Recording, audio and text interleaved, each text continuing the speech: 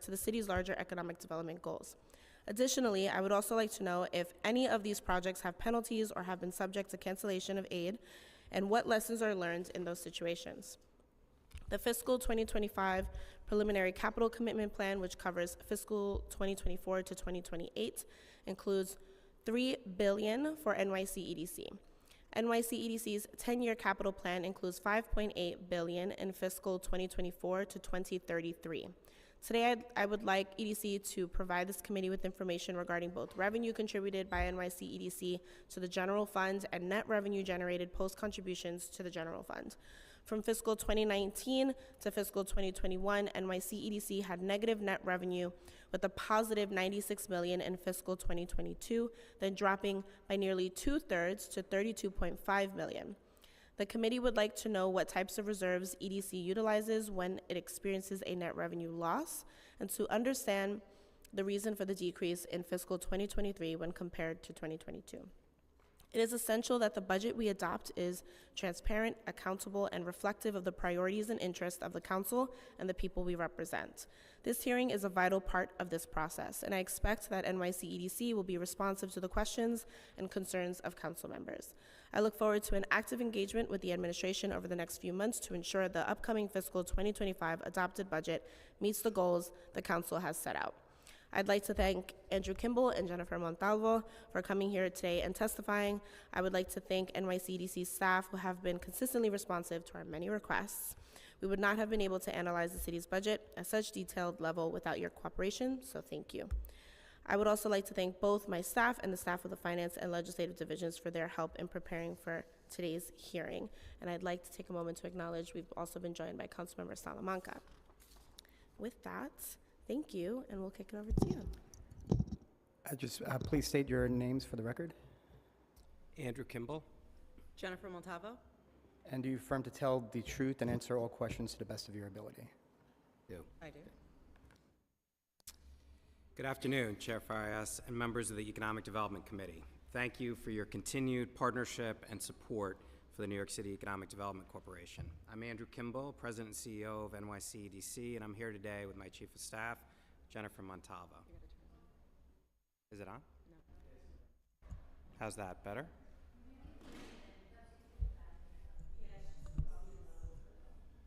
Is that better? Okay. I'm glad to have the opportunity to update you on the progress EDC has made over the last year. We provided you with copies of our 2023 Impact Report, which highlights our work, and our February 2024 Economic Snapshot. We're really proud of these products and hope you'll take a look at them. They track key economic data and our projects, and the snapshot was just released yesterday, so it has the most recent information on our economy. I'm happy to answer any questions on these reports, as well as, of course, questions on the PPMR and the AIR at the conclusion of my testimony. EDC is a mission-driven, nonprofit organization which works to create a vibrant, inclusive, and globally competitive economy for all New Yorkers. This mission guides all of our work and is implemented through 4 strategy pillars. First, EDC works to strengthen confidence in New York City as a great place to do business, ensuring that industry and business leaders, entrepreneurs, investors, and top talent have confidence that New York City, the world's 10th largest economy, is the best city in the world to do business. Critical to business confidence is having a plan with concrete action items in place to help us both recover from the COVID years while leading us towards a stronger, more resilient, and equitable post-COVID economy. With the support of EDC, just 2 years ago, Mayor Adams released a blueprint to rebuild, renew, and reinvent New York City following the pandemic. Today, despite challenging economic headwinds over the last 4 years, we've recovered all 1 million jobs lost during the pandemic and have reached an all-time high for private sector employment, as well as overall jobs, with 4.7 million in total jobs. We have the highest workforce participation rate, defined as those with jobs and actively looking for jobs, since 1976, the year this data was first collected, and the unemployment rate is half its COVID peak. During this recovery, the city has seen phenomenal growth in business creation, especially small businesses. Approximately 27,000 new businesses started in 2023, or 1 in 7 businesses in New York City, with 62% in boroughs outside of Manhattan. In addition to the jobs blueprint, in 2022, again with the support of EDC, the mayor and the governor launched the Making New York Work for Everyone action plan, which, with input from 50 business and civic leaders and subject area experts, laid out over 40 proposals and a shared city-state agenda focused on the future of job centers, neighborhoods, the way people work, key industries, infrastructure, talent development, and more. The action plan has led to tangible progress on scores of initiatives, including redevelopment plans for commercial hubs from the North Shore of Staten Island to Broadway Junction in Brooklyn, from Jamaica, Queens to Morris Park in the Bronx. EDC has been particularly focused on the fact that Midtown and downtown Manhattan, New York City's two most significant job hubs that generate approximately 40% of total property tax revenue, continue to have close to 100 million square feet of aging and vacant office space. 3 of the panel's 40 strategies seek to address this challenge. One is through enacting legislative and regulatory changes to facilitate the conversion of 20 to 30 million square feet of vacant office space to residential.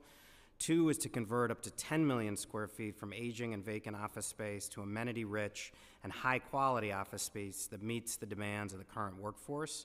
And 3 is to transform the city's urban realm with improved green and open space.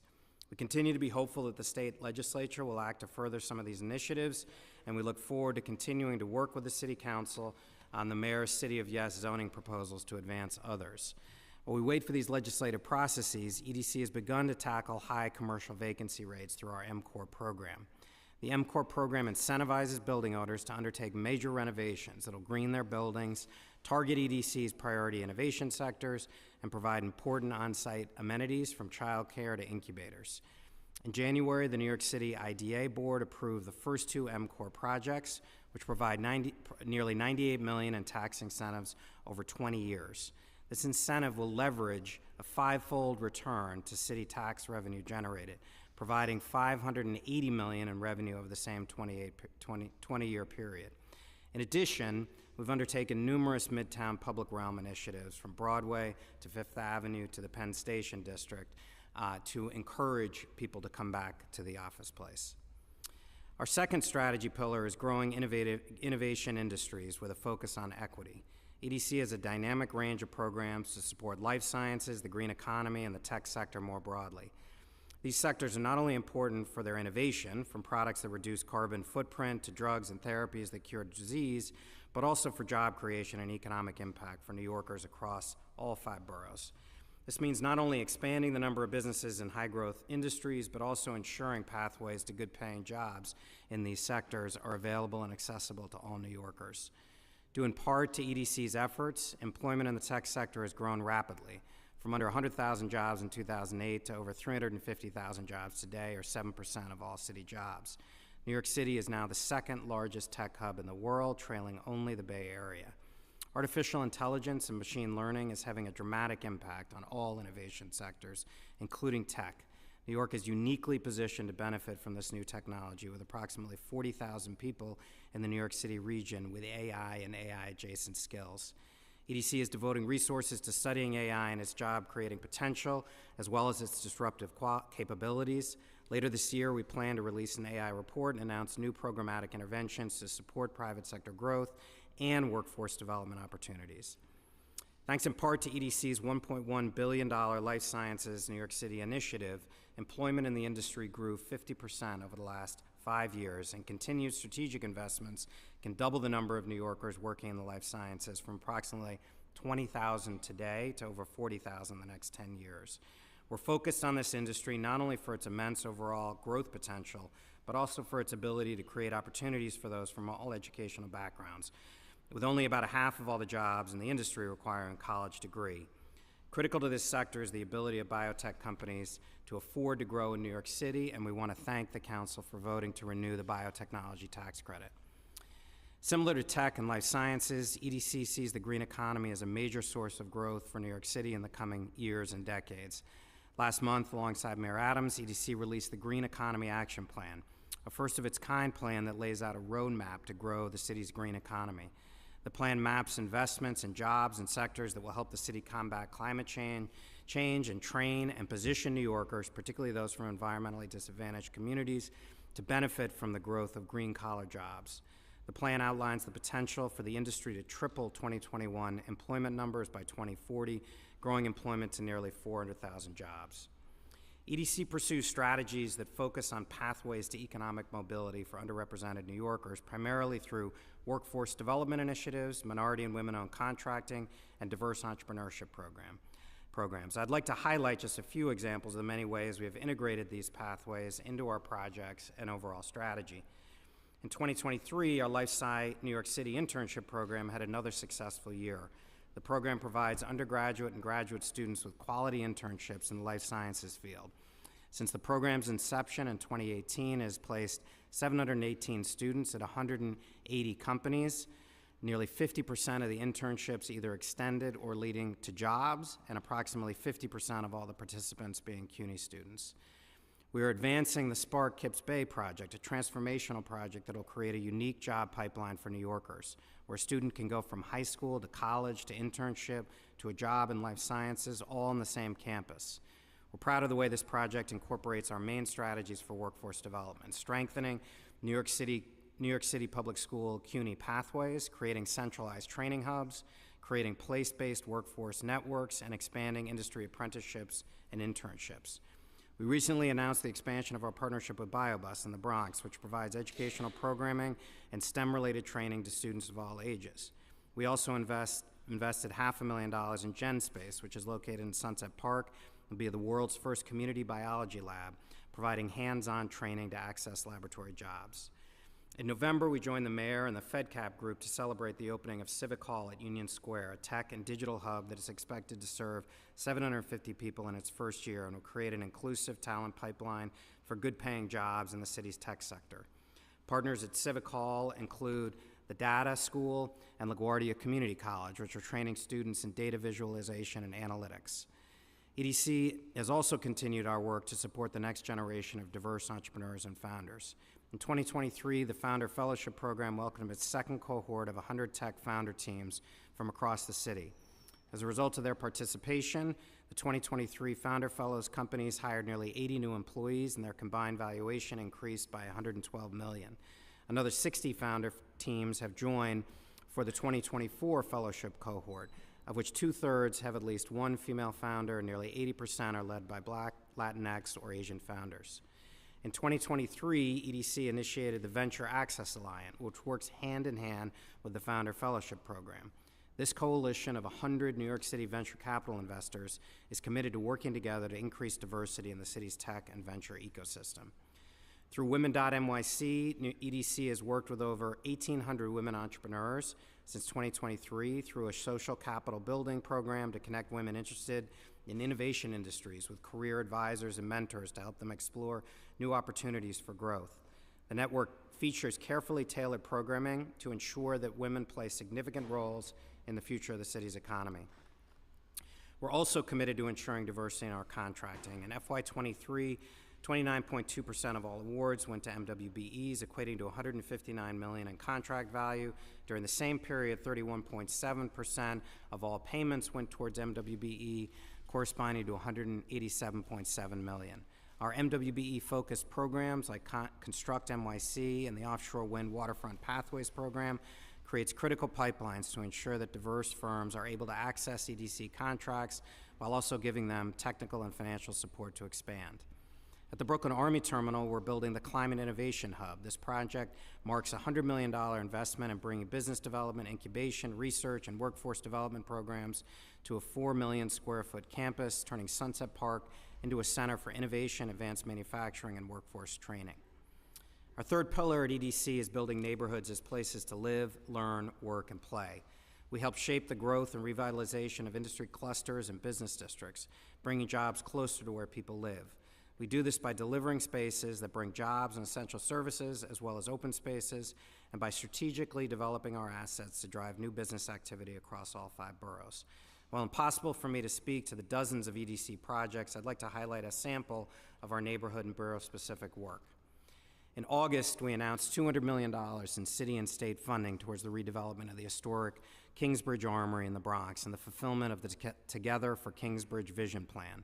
The vision plan is grounded in community priorities, focused on creating good-paying jobs, local jobs that build economic opportunity and improve the quality of life for people in the Kingsbridge Heights and neighboring Bronx communities. Moving to Hunts Point, we broke ground on the Peninsula Phase 2, which will deliver 350 affordable homes as part of the broader project to reimagine the former Spofford Juvenile Detention Center, transforming it into a mixed-use live-work campus. EDC is also continuing to move forward with the Hunts Point produce market redevelopment, which has secured $395 million in federal, state, and city funding and seeks to build a state-of-the-art, all-electric food distribution facility, allowing current businesses to grow, creating union jobs while removing over 1,000 trucks from fossil fuel generators. EDC has secured $15 million in federal funding to support the development of the first electric freight hub in a former brownfield site in Hunts Point. We continue also to move forward with commitments laid out in the Hunts Point Forward Vision Plan, such as investing in resiliency effort and supporting local community initiatives. Moving on to Brooklyn, in May we announced $500 million investment in East New York, including $400 million from the MTA around the Broadway Junction subway station complex to make the area a true regional center, drive accessibility upgrades, deliver vibrant public space, improve quality of life, create good-paying jobs, and unlock inclusive economic growth. EDC's investment will result in 2 new public plazas, streetscape improvements, and activation of 3 publicly owned sites to foster continued business development. We continue to invest aggressively in the 200-acre Sunset Park District. In the Brooklyn Army Terminal, EDC and the city are investing $286 million to modernize the World War II-era buildings, including the $100 million for the previously mentioned Climate Innovation Hub. Construction will soon begin on the 75-acre South Brooklyn Marine Terminal, making it a world-class offshore wind port facility that's expected to generate 1,000 jobs in the near term and support up to 13,000 jobs in the regional offshore wind ecosystem by 2035. EDC is also making progress on the Made in New York campus at the Bush Terminal. The first 200,000 square foot building will be modernized and opens this summer and is only the first part of a multi-phase development. In Upper Manhattan, this past August, we announced the beginning of the archaeological work at the Harlem African Burial Ground, and we recently selected an educational and engagement partner who will support community education throughout the archaeological process. The project will also include 600 to 700 units of housing and commercial opportunities, along with community space. Moving downtown, in November, we joined the mayor and deputy mayor Maria Torres Springer to unveil the Science Park and Research Campus Spark Kips Bay Master Plan, laying the groundwork for a first-of-its-kind job and education center at the heart of New York City. The project will create an estimated 3,100 permanent jobs in the life sciences sector and nearly 12,000 construction jobs. We are hitting all key milestones and expect to break ground on the project in 2025. On Staten Island, in September, we joined Mayor Adams and released the Staten Island North Shore Action Plan, building a vibrant and mixed-use waterfront community. The plan articulates a clear and unified vision for the North Shore and is the result of months of collaboration between EDC, local council member, and countless other city agencies. It directly responds to the mayor's 2023 Working People's Agenda, State of the City address, where he announced the start of a community engagement process and roadmap for the future of the North Shore of Staten Island. The plan represents over $400 million in public investment that will create 20 acres of continuous waterfront public access, providing a significant public amenity for residents and visitors. The action plan includes a 2-mile continuous waterfront esplanade stretching from Stapleton to St. George. These public investments will create nearly 2,400 new homes on city-owned land, thousands of additional homes on private sites, a new public school with 800 K through 8 school seats, and 1.3 million square feet of new commercial space. Moving to Queens, this past December, we broke ground on the first phase of Willets Point. In all, this project will bring 2,500 units of 100% affordable housing, a new public school, 400,000 square feet of new public open space, retail space, a 250-key hotel, and the city's first soccer-specific stadium, which will be privately financed. We are looking forward to the council's vote on the Willets rezoning, unlocking this project in the coming weeks. In May 2023, Mayor Adams announced the Jamaica Neighborhood Plan to identify new ways to create jobs, housing, design improvements to streetscapes in downtown Jamaica. Led by DCP, the planning process will produce a community-driven draft neighborhood plan with the goal of informing the city's rezoning process and explore opportunities for improvements throughout the neighborhood, many of which EDC will play a role in. Our last pillar is delivering sustainable infrastructure. We work to deliver the infrastructure and buildings New York City needs, not just for today, but also for the challenges today, for the future. One great example of our commitment to building sustainable infrastructure is the Blue Highways Initiative, facilitating the movement of freight via waterways instead of roadways. 6 new landings throughout the city are currently in design, allowing for barge and boat small package deliveries that will reach their final destination on e-cargo bikes. Last year, we launched a new vision for the downtown Manhattan heliport, a vision that will establish New York as the first city in the world to adapt its heliport infrastructure to support sustainable air mobility technologies. We are currently reviewing RFP responses for an operator to upgrade the heliport and provide infrastructure for electric vertical takeoff and landing aircraft. 2023 was a momentous year for NYC Ferry. The system had record ridership and signed a new operating contract that will lock in the system's operation for at least the next 5 years.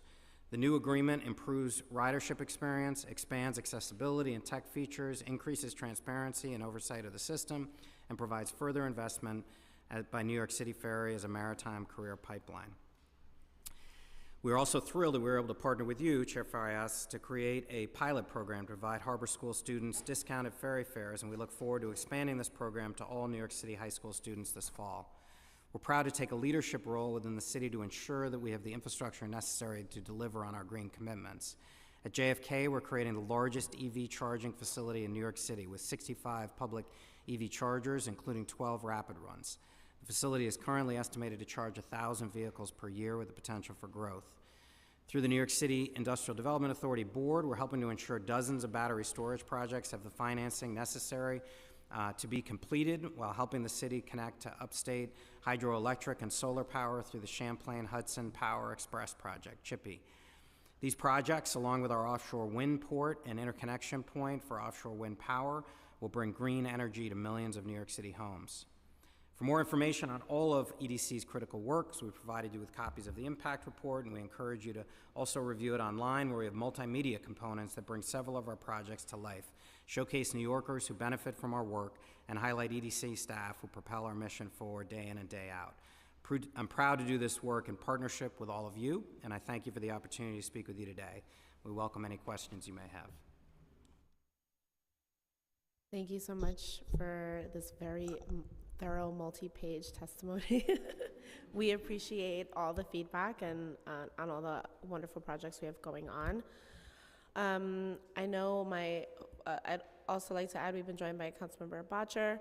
My colleagues have questions, and I have loads of them, so I'm going to ask a few first for me, and then I'll open up the floor to my colleagues so they can ask their questions, as I encourage them to stay for the additional questions I have afterward as well. So I'd like to jump straight into NYC ferries. You folks know I'm obsessed, love the ferry system, and I'd be remiss if I didn't go on record saying my mom is a ferry rider every single day, and she gives me all the complaints and wonderful successes too. So in early 2015, the de Blasio administration announced the establishment of our citywide ferry system, and the intent was to connect our waterfront communities throughout New York City, which I think we've done a really great job at. The biggest complaint I hear from constituents so far is about the wait time for the ferries. The ferries only really arrive every once 45 minutes or so. Are there any plans to add any more ferries to the current fleet? And if so, or even if not so, do we know what it would cost to increase the frequency to 2 ferries an hour? I appreciate the question, and I appreciate your passion for the system. It is shared. As you know, when the administration began, NYC Ferry was not in good shape at all. It had a massive per passenger rider subsidy of about $13 per passenger. Now, while all mass transit is subsidized, that is exceedingly high. So we have worked very hard to stabilize the system. Part of that has been re-upping our contract with Hornblower with new rules within the contract, with new goals within it. We've also restructured the fares such that those who qualify for food stamps or fair fares pay half the rate, as do senior New Yorkers. And we're proud to say over 12,000 people have signed up for that already. For those who are commuters, you can pay the same as a subway or bus if you buy a 10-pack. And for those who are one-time riders, maybe more well-off New Yorkers or tourists, you're going to pay $4, and if you want a premium ride to sit on the beach in the Rockaways, you're going to pay upwards of $10. That has gone a long way to stabilizing the system. We have taken the per passenger subsidy down 30% to around $8. We're very proud of that, but we've got a lot more wood to chop. We know there's not only interest in expanding the number of boats that are currently running to reduce wait times, but there's also a lot of interest in seeing the system expand. So we're currently evaluating all of these things, and we expect in the coming year we'll be able to announce a framework for future growth. And when I say future growth, that includes more boats and lower wait times. Okay, great. We're all excited about adding more to our fleet to reduce those wait times and hopefully getting to more places throughout the city. So as you mentioned in your testimony, in March of 2023, my Bill 236A passed, and it expanded the contracted ferry service at reduced costs to include high school students. This bill takes effect this September. How is EDC planning to roll out this program, and how will you folks plan to market the program? Yeah, well, first of all, the pilot's been going very well with the Harbor School, so that is a good thing. We are in planning mode right now and plan to open up eligibility to all students when they begin school in September. So we're currently working with the school systems on distribution of information about this program and how you sign up and qualify for the discounted rate. And has the pilot showed us the best way to use either the application or the paper ticketing system? Like some students might not have, what we were assuming some students might not have a smartphone in order to get it. Have we worked out all of those kinks? We're in process, and I'd be happy to put together a detailed follow-up memo on it for you. Great, sounds good to me. Do you expect to see an increase in ridership once the program goes into effect? That is the goal with all of these programs. The fastest way to get increased ridership is to get those who have experienced it to use it more. So the goal is, get people in the system, whether you're a senior citizen who maybe hasn't taken advantage of it or a high school student. And certainly for a high school student, you're then going to develop a lifelong love for using the system. So even though you're giving a discount on the front end, it's an investment in the future, because I think as those students grow up and become adults and are able to pay full fare, they'll make better use of the system. So we expect ridership to continue to go up. Great. Recently, it was reported that NYC EDC ferry operator Hornblower has filed for bankruptcy. A private equity firm, Strategic Value Partners, is reported to have plans to acquire a large portion of Hornblower's operations. However, Hornblower has said the bankruptcy isn't expected to impact the city's ferry operations. Is EDC able to gauge the impact the bankruptcy will have on Hornblower's ability to provide these services? Yeah, so the Hornblower Group, which is the parent company of the city's operator, plans to restructure their company through Chapter 11. There are a lot of different forms of bankruptcy. This is really a restructuring, which we think will have a lot of beneficial outcomes, actually. They're doing this because one of the group companies, an overnight cruise company called American Queen Voyage, struggled during the pandemic. They mostly do cruises on rivers elsewhere in the United States, and it did not pick up in the same way that ocean cruises have exploded post-COVID. River cruises, for whatever reason, have not come back. And so the restructuring allows them to shed that business and bring in additional investment of about $120 million. So it'll be a few months, this process of going through bankruptcy. There have been no impacts to service. We're convinced there will be no impacts to service, and we think in the long term it'll actually result in a financially stronger Hornblower for the future.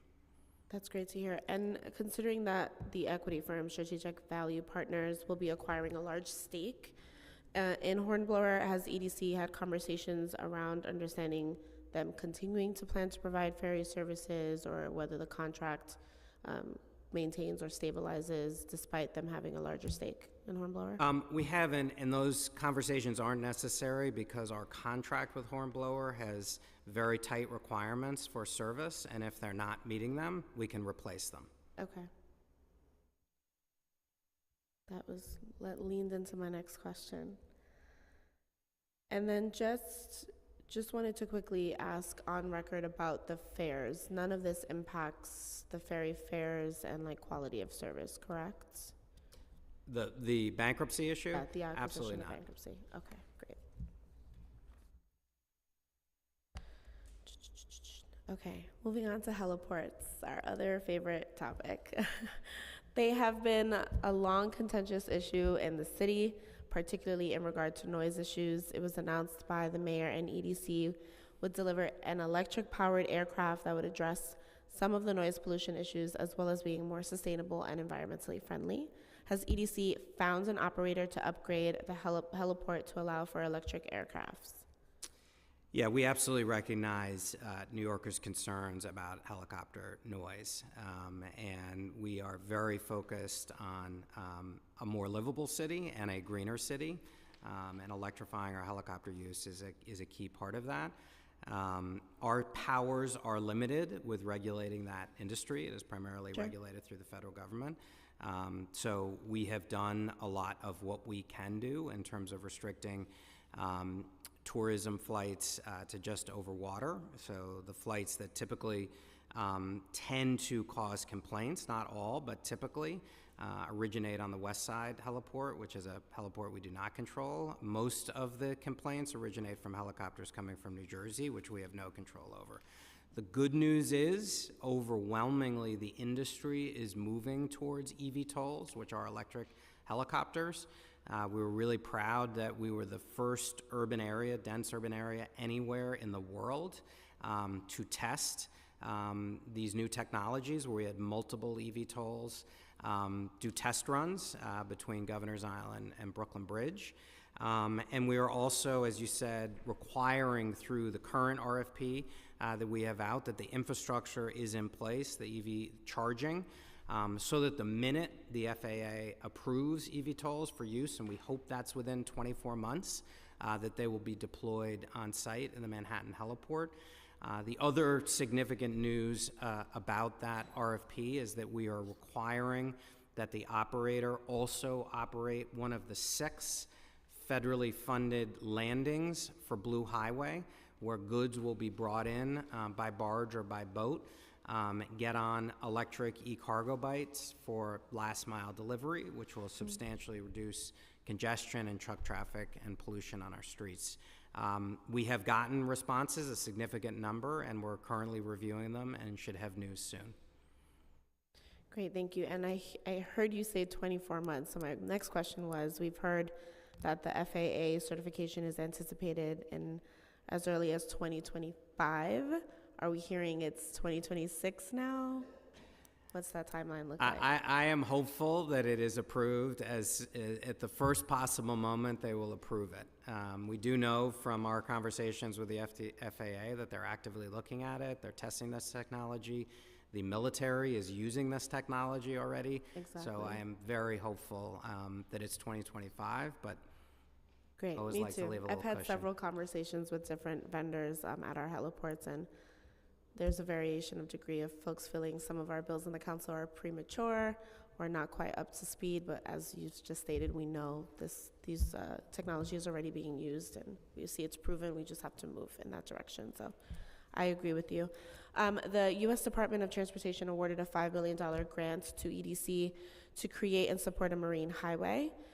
Can you please describe how this grant will aid in the goal of economic development? Yeah, this is a really important grant that we were thrilled to receive. We've received some bigger ones, but strategically this one is absolutely critical that will allow us to design and implement 6 different landings, starting with the Manhattan heliport, where goods can be brought in by barge or by boat. This is mostly last mile, small package deliveries that would either roll off that boat or barge on a e-cargo bike and go out into the streets, or transload from the barge or boat onto an e-bike for that last mile delivery. This is the beginning of what needs to be a much broader strategy that we call Blue Highways more generally. We recently tested the marketplace with a request for expressions of interest. So Typically, when you do that, you want to get a sense of where the market is. You're not ready to award because you're not quite sure where industry is going. We did get a robust response with a lot of interest in sites that, included those 6 MARAD-funded sites, included our ferry stops, included sites like Pier 92 on the west side, or the Red Hook terminal in Brooklyn. Great, thank you for that. As you know, the committee has concerns about heliports and the activity of private companies that use these city assets. Has EDC conducted any studies to gauge the revenue generating capacity of leasing the heliports? Well, essentially that is what we do. So we find a private operator who leases the space from us. So it is a revenue generator for us. It's not huge, but it's important. And we think there's a chance for it to go up because, as we may get into in future conversation, we typically do not get city tax levy. It's a minuscule portion of our budget.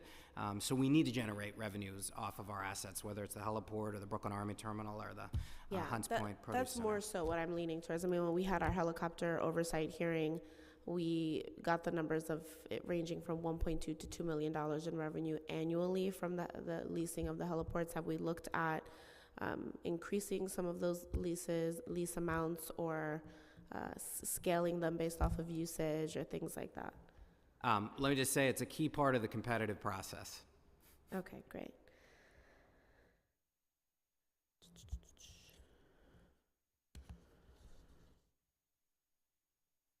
Okay, I'm going to ask a couple questions about our capital commitment, and then I'll open it up to colleagues.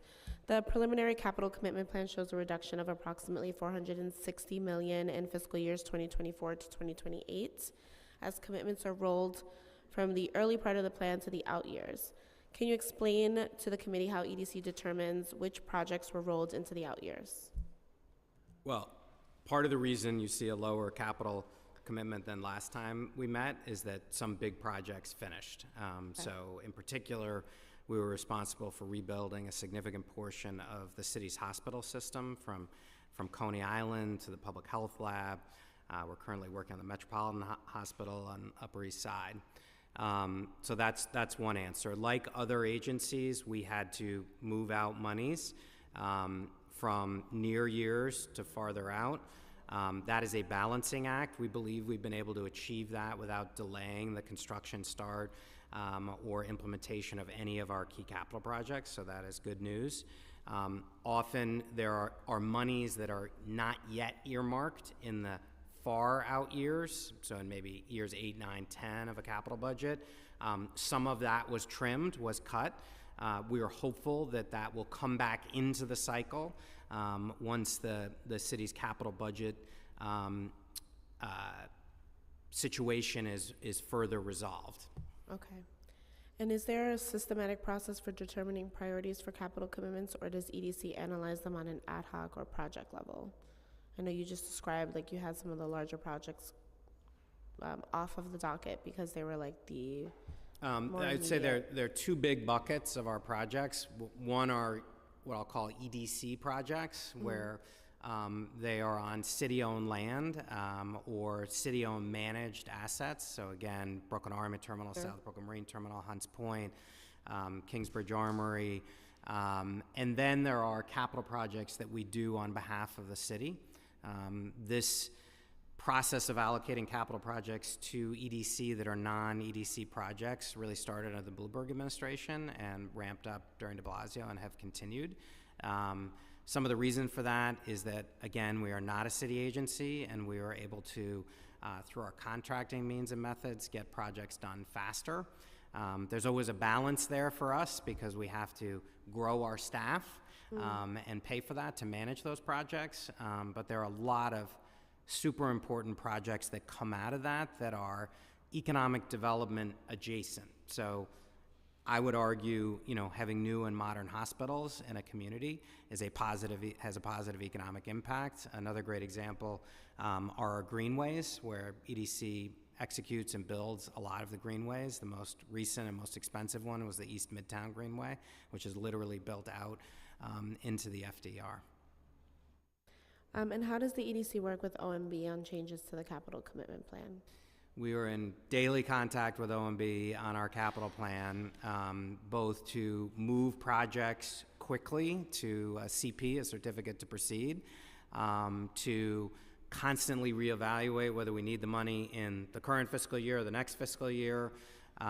So we are very closely working with OMB, and I would say we have a strong partnership. There is always give and take there, as they need to protect the public purse, and we want to push economic development projects as aggressively as possible.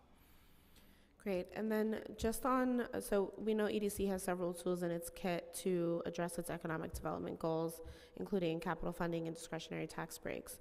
Both of these tools have an impact on the city's budget, and so I'd like to understand it a bit more on how EDC approaches the process of thinking which tools to use and when. So how does EDC decide which form of financial assistance, whether it's tax incentives or capital assistance, is the more appropriate for a given project? Typically, a project that is looking for tax assistance is not in need of capital, but has a but-for argument. They have to show that but for this tax incentive, the project wouldn't have moved forward. They also are really important for our strategic initiatives. So you mentioned a few in your introduction around battery storage as an example. We've done a significant number of battery storage projects. You also mentioned the MCOR projects where we're providing a long-term tax incentive to have a complete gut renovation of non-performing commercial office. In all the cases, there has to be the but-for argument, and you have to be able to demonstrate that the leverage, so the tax break that you give, has a multiple in terms of economic return for the city. So in the case of the MCOR projects, the leverage is 5 to 1, so close to $100 million of tax exemption, providing over $550 million of positive tax impact over the 20 years. Okay, and how does EDC compare the cost between these two different sources of assistance? Again, I would say they're a little bit of apples and oranges. Okay.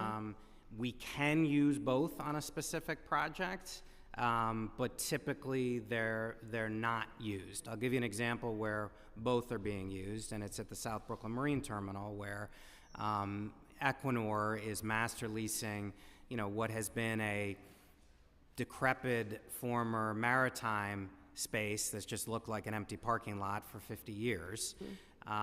And we are putting in close to $80 million of base capital work that we would have had to do for any tenant in order to be able to use it for industrial maritime, which is core mission for us.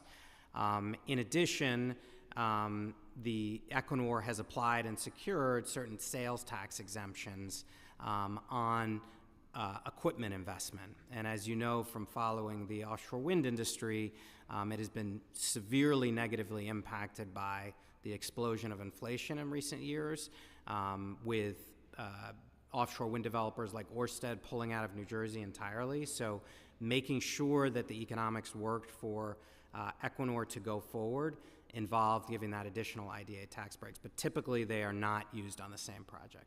Okay, thank you for that. I'll now turn over to councilmember questions. I have Councilmember Brewer up first.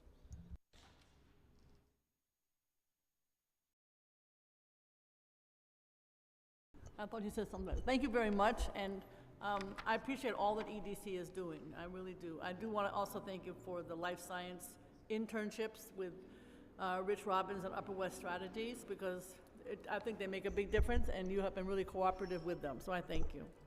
So the helicopters, I got 40 years on helicopters.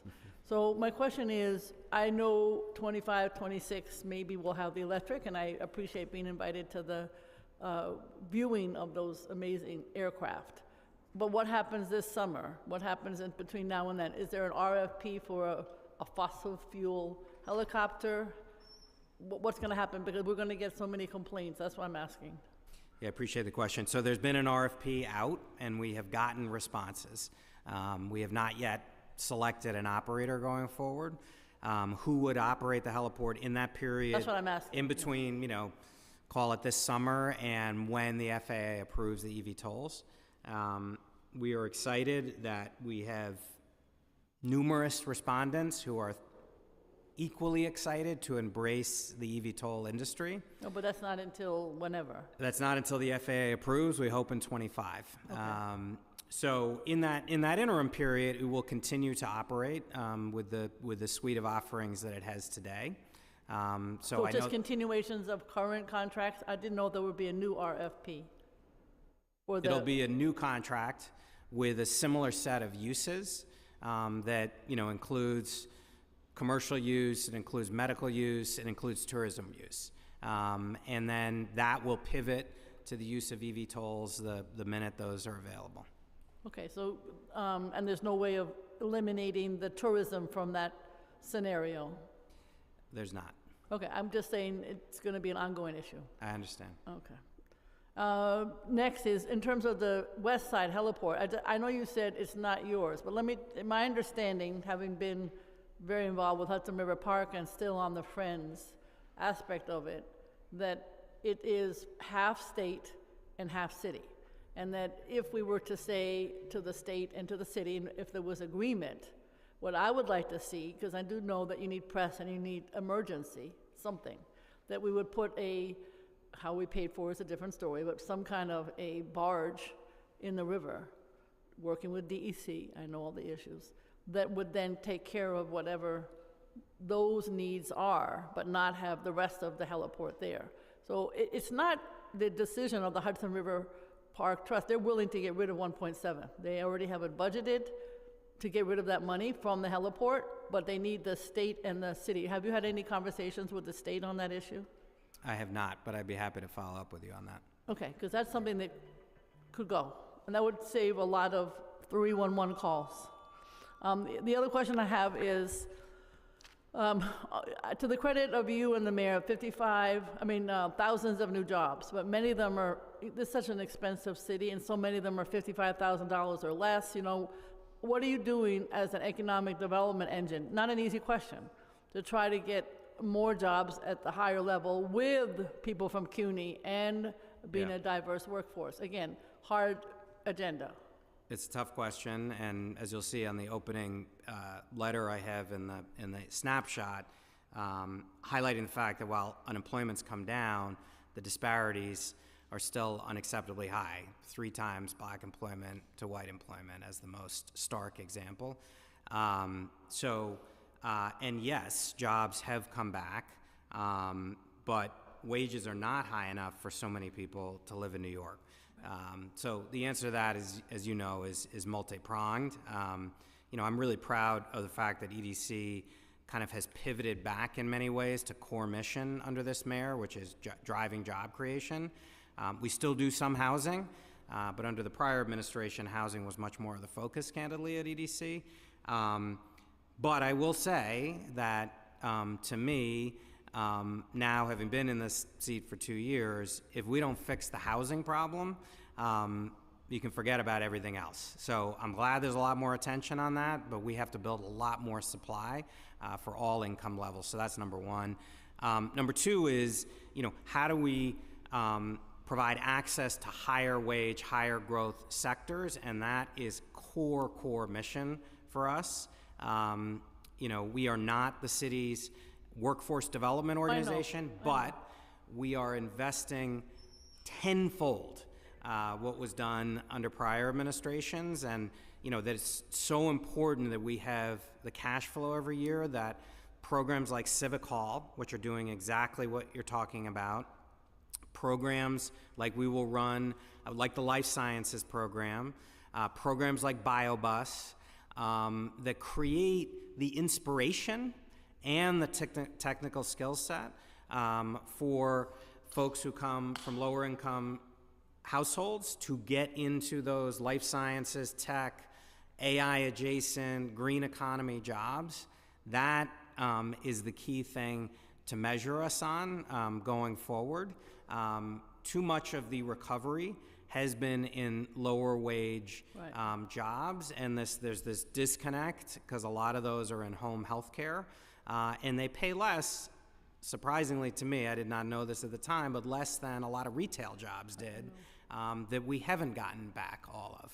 Okay. I mean, when we announce wonderful number of new jobs, which is great, I think, and it's not you, it's the mayor, we should say we're still aiming toward blah, blah, blah, because it sounds great, but it's not as great as it sounds, because you can't live in New York City for $40,000 a year. 100%. Comfortably. Okay.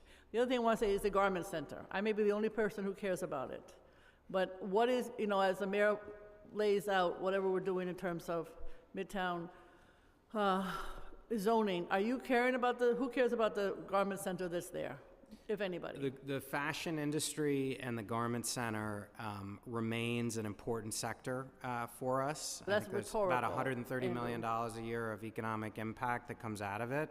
I think that's down slightly, so you don't see the same projected growth of things like life sciences or green economy or tech more broadly, but it is an important sector, and EDC spends hundreds of thousands of dollars a year on Manhattan or the other boroughs? I don't care about the other boroughs. You know how I am. So a what lot. about the Manhattan?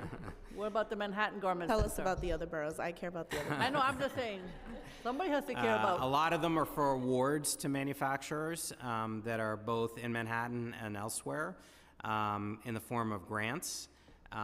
We just met yesterday, actually, with the New York City Partnership that's studying this issue to talk about, how we could create more of a hub for the fashion industry to incubate and accelerate, diverse entrepreneurs in the space, and that would be Manhattan. Can you get back to us, to the committee, about what we're doing with the Manhattan Garment Center to make sure that they survive? If you don't have some kind of an abatement for the buildings that they're in. At one point, we had $20 million, which I think we didn't have enough to buy a building, et cetera. But, that's a different group than in the other boroughs. They're much highly skilled. I think you know that. Happy to do that. Okay, and South Street Seaport, in terms of what's that's still in litigation, I assume. Is that correct? That's my understanding. Okay. Thank you, Madam Chair. Thank you. Thank you, Councilmember Brewer. I'd like to call on Councilmember Riley, followed by Aviles. Thank you, Chair. Thank you, Commissioner. Just have a few questions. Whatever we can't touch on today, I'll just email and you can just get me back the answers. First, picking up on NWBE. So from 2023 to 2024, the NWBE award rate dropped by 5%. Just want to know what EDC is doing to work and ensure that the award rate for NWBE increases, and is there a specific goal for FY25? Yeah, our goal is to exceed 30% in award and also in allocation, and typically we have been reaching that. Sometimes it depends on when in the year you're measuring the disbursement of the funds. So if you're looking at the first 4 months of the year, you may see a higher award rate over the rest of the year. But that's something that we care a lot about, and typically we outperform other city agencies in our disbursement rate. And we're proud of that, but we're also mindful that we've got to keep it up and improve it. We're also mindful of the fact that we've got to continue to create a pipeline of MWBE contractors that are startup and really small, and we do that through our Construct NYC program and our Offshore Wind Pathways program. Offshore Wind Pathways is particularly interesting because there is a real dearth of MWBEs that do waterfront work, pier work, and that's an area where there's going to be, between resiliency work and offshore wind, a lot of jobs coming down the pike. Thank you. The cannabis industry, surprised Councilmember Brewer didn't touch on this because she's a champion for this. But the pegs to EDC for the cannabis industry went from $250,000 to $75,000 FY25. While New York City deals with the quality of life concerns raised by the unlicensed shops and losing out on millions of dollars in taxes and revenues, why was this funded included in the PEG? I'm going to get back to you on that smaller number. The big number that's the most important one for us is $8 million, which we have put out for bid for a third party to use as leverage to take a riskier loan position with a lot of the startups that are getting approved by the state. So they're getting state support, as you know, but it often takes them a long time to actually get in a store and operating. So we're providing additional low interest, low return funding through that $8 million, which we hope will leverage up to $30 million through a third party.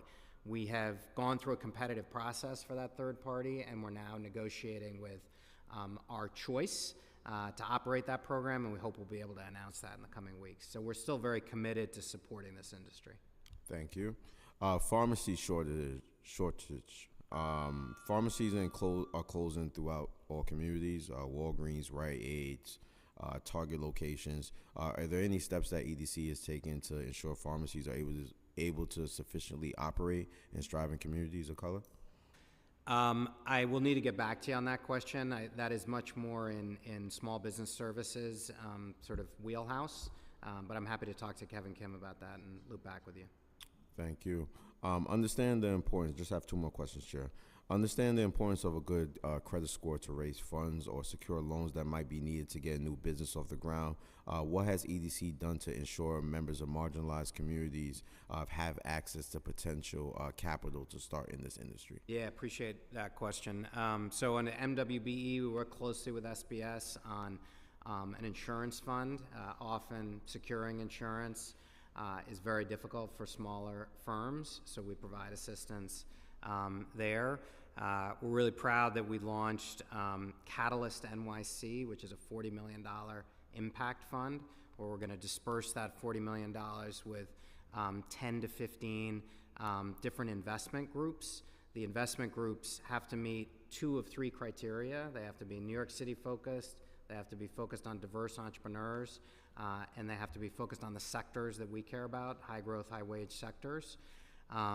Those are 2 of the key programs that we have. We also have a program called Founder Fellows, where we've now designated over 250 Founder Fellows over the last 3 years.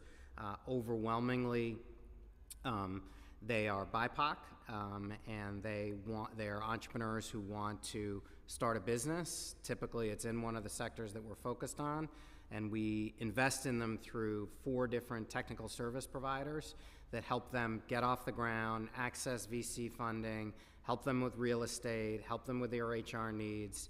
And so we're really proud of that group. And I mentioned from the 23 graduates where we had 100 Founder Fellows, you know, they've hired 80 people already just in the couple of months since they graduated and raised over $100 million of financing. Small in the grand scheme of things, but really important in terms of these companies getting their first steps out of the box.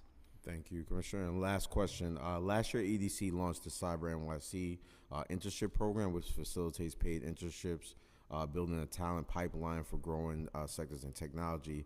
How many applicants, how many participants, and internship ongoing? How has it been advertised? So the Life Science NYC program, which is the biggest of our internship programs, we now have over 700 participants. Our primary marketing is around CUNY students, and over 50% of the participants have been CUNY students. And we're really pleased, Councilmember Brewer mentioned the group that works with us on that, that over 50% of those who have the internship get an extended internship or get a job as a result. I would say internships is something that we want to grow substantially in the years ahead, and I hope you'll keep pressing us on it. Thank you so much, Commissioner. Thank you, Chair. Thank you so much, Councilmember Aviles. Hello. Hello. Thank you, Chair. Sorry, this is weird. I can't listen to my voice double. Good afternoon. Thank you so much. We are going to start with my favorite question of the day. Is the completion of the mobile JIB anticipated this fiscal year in the fourth quarter of 2024 that we talked about? It is anticipated, and I just want to use that word because all things are relative to supply chain. It's not a question of money. We have the money. It's being built, but that extension, that mobile JIB is absolutely critical, as you well know, to connect those larger ships to shore power. So let me just say publicly what I said privately. We really appreciate your advocacy on this. your patience, even when you're not patient. We appreciate you pushing us, because you always do it, informed by both substance and your passion for the community, and this is something we care a lot about. Thank you. We'll keep asking the question, making sure it's a number one priority to get it fixed and online. In terms of one thing we talk a lot about is the aging infrastructure that we're dealing with, particularly in the waterfront, right? The Brooklyn Meat Market, the crumbling piers, the state of Atlantic Basin. Can you tell us what capital allocations have been made, particularly, from the meat market to Atlantic Basin? Yeah, appreciate the question. I'm going to get back to you with a detailed memo on it, but I will say this. Even though I've spent a lot of time in Sunset Park over the last 15 years, I did not know the meat market that well, and I've been really pleasantly surprised at the quality of the business there and the sort of local employment resource hub that it is. It does need substantial work, as you can see when you drive in. The perimeter is in bad shape. So we're currently doing a master planning effort there that will result in a capital ask to OMB for substantial upgrade. Our intention is to both sustain and grow that market in the future. At the Atlantic Basin, our priority project there, as you know, has been the home port for our ferry service. There's also Pier 11, which is a very significant warehouse space. We have had an RFP out for that and received responses. I think we want to be mindful that what we do there is part of a smart overall plan for the Red Hook piers, and as we've discussed, that's something that the city really wants to see. So in terms of the capital investment into the Blue Highways, Chair, is that okay? I have 2 more questions. Actually, I have 100 questions, but in terms of the investments into the Blue Highway, you mentioned the 6, I'll call them ports. I did not realize Red Hook is one of the 6 named ports that will be receiving investment around the service. We're just checking. I think it is, but we'll confirm in a minute. Because I didn't think it was, because I didn't see it in earlier, and I wanted to know why our waterfront isn't part of that, particularly because we know, given the amount of last mile facilities that we have in the district, how this could not be part of the network is a little befuddling to me. So I'd love to get that confirmed. Yeah, I'll get back to you with a detailed answer on that. Yep. Okay. So in terms of, we know that, let's say in Coney Island, there's a revenue sharing agreement, and we've heard in other places that there are also revenue sharing agreements between EDC and the local surrounding community members. I'd love to know if you could provide with us the extent of revenue sharing commitments that EDC has made with local communities wherever you may have very large projects that would include, basically the terms of that agreement and what that looks like. Are you, in Coney Island, are you referring to the arcade and Dino's Wonder Wheel? I'm referring to, I can't remember the terminologies, but essentially there is a determined percentage allocation that goes into the surrounding parks in Coney Island. That is an agreement between EDC. It might be Parks at this point? It is with Parks, yes, because it's on Parks land and we manage the project for them. So I know you see where I'm going with the footprint that EDC has both in Sunset Park and Red Hook, and the constant conversation about local investment and decision-making around assets. We would like to pursue very clear, number 1, metrics about what the local outputs are, and also the goals, quite frankly, for EDC, but also what kind of revenue sharing engagements we should have where we see a direct revenue investment in the local community, which we have quite frankly been left out of. And often what we see is there may be, like in the case of Equinor, where excuse me, I'm going to wrap this up, where there is an allocation of the rental income that will go to that community fund. I think what I am asking is we would like to see EDC invest more, not just related to the tenants that are there, but directly invest in the surrounding community in concrete ways that we can invest in the ecosystem. So more to come on that, but I would like to still know what other revenue sharing agreements EDC has with other communities across New York City. Yeah, I'm not aware of any. I will get back to you. I'm not aware of any with communities per se where there's a situation like with parks where Right. there's revenue sharing. Happy to get back to you on that. And I will just say, you know, Equinor I think set a good standard. I think despite some of the complicated conversations we've had on cruise, like we are very proud of the new contracts that we negotiated, where there is a pot that will go to the community, and we look forward to working with you on how that will be dispersed. I should also say I appreciate working with both you and Councilmember Botcher on the shore power bill. Yeah, and so just for clarity, like I think it is the responsibility of the companies that come into communities to share and be neighbors. But what I'm directly asking is EDC is generating revenues, and in our case, on city-owned assets, significant city-owned assets within our communities, without directly actually investing in the surrounding communities. And so what we are asking for is direct investment from EDC in us in direct ways, not in a workforce program that's gonna produce a job in 20 years. So I'd love to talk to you more about that. And I wanna thank your team. We've had a ton of meetings, community meetings, and I just wanna say thank you for your grace and working with us, and thank you, Chair. Thank you.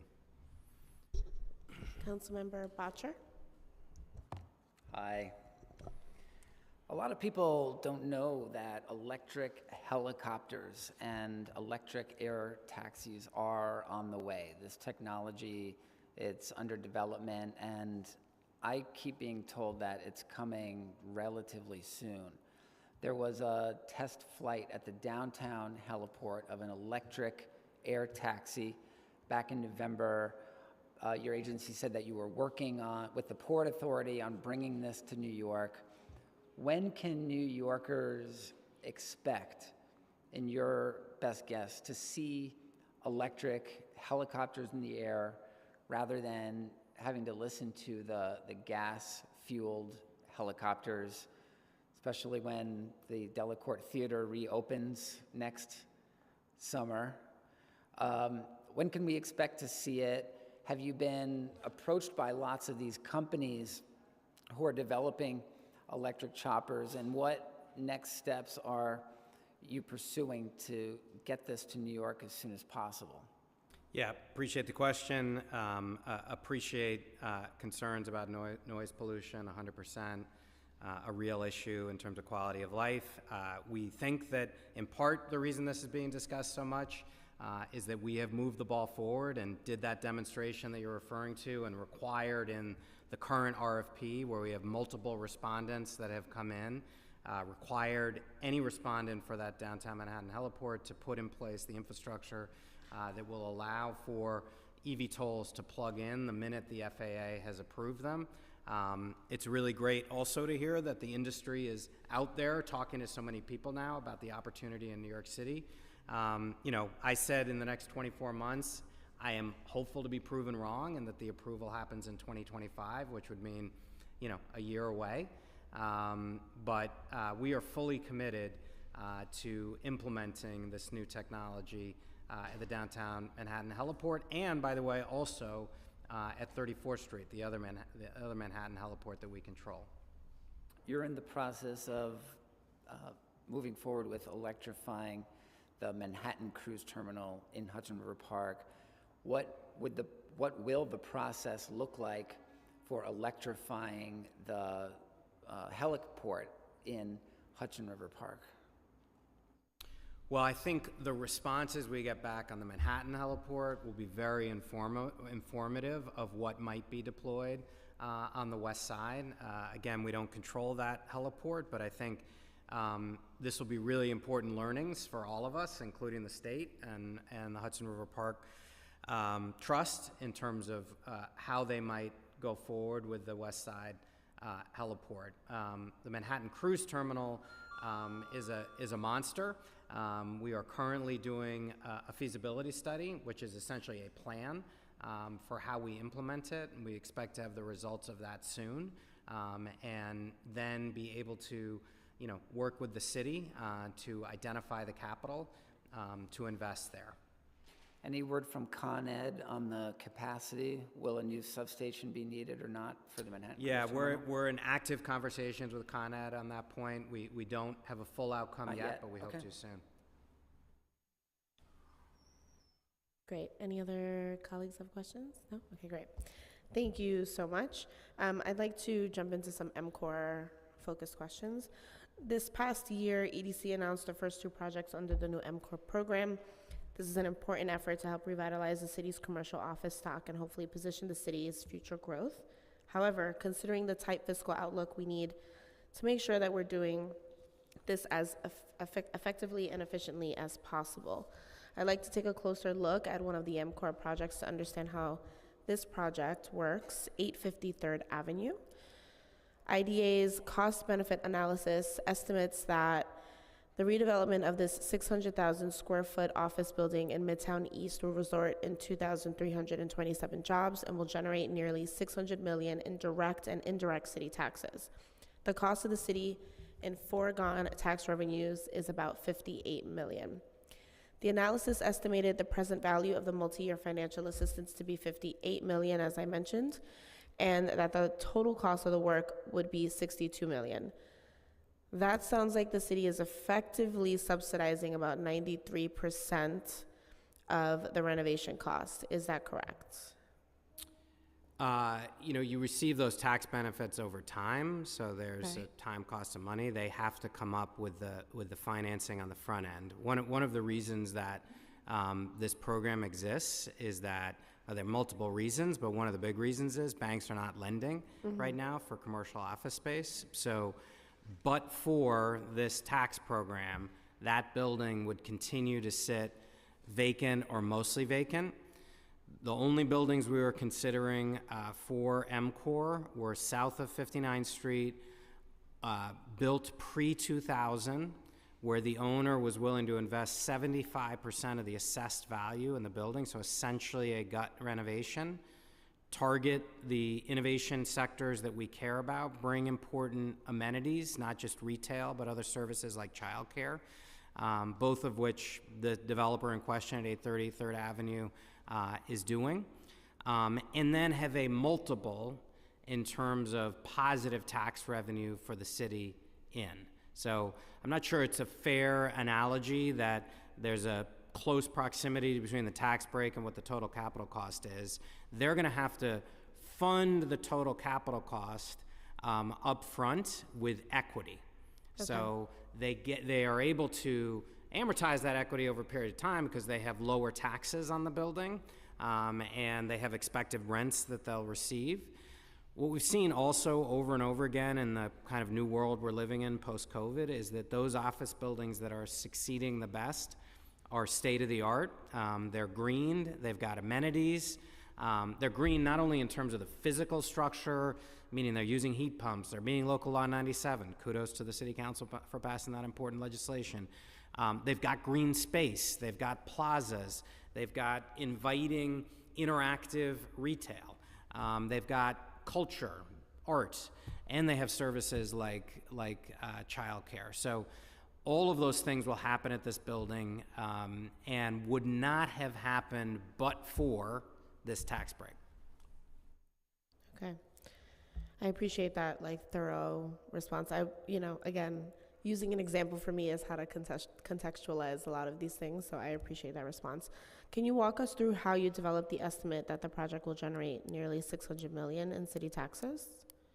Yeah, so we have a economic research and policy team in-house at EDC that uses a number of economic models, RIMS analysis, and others.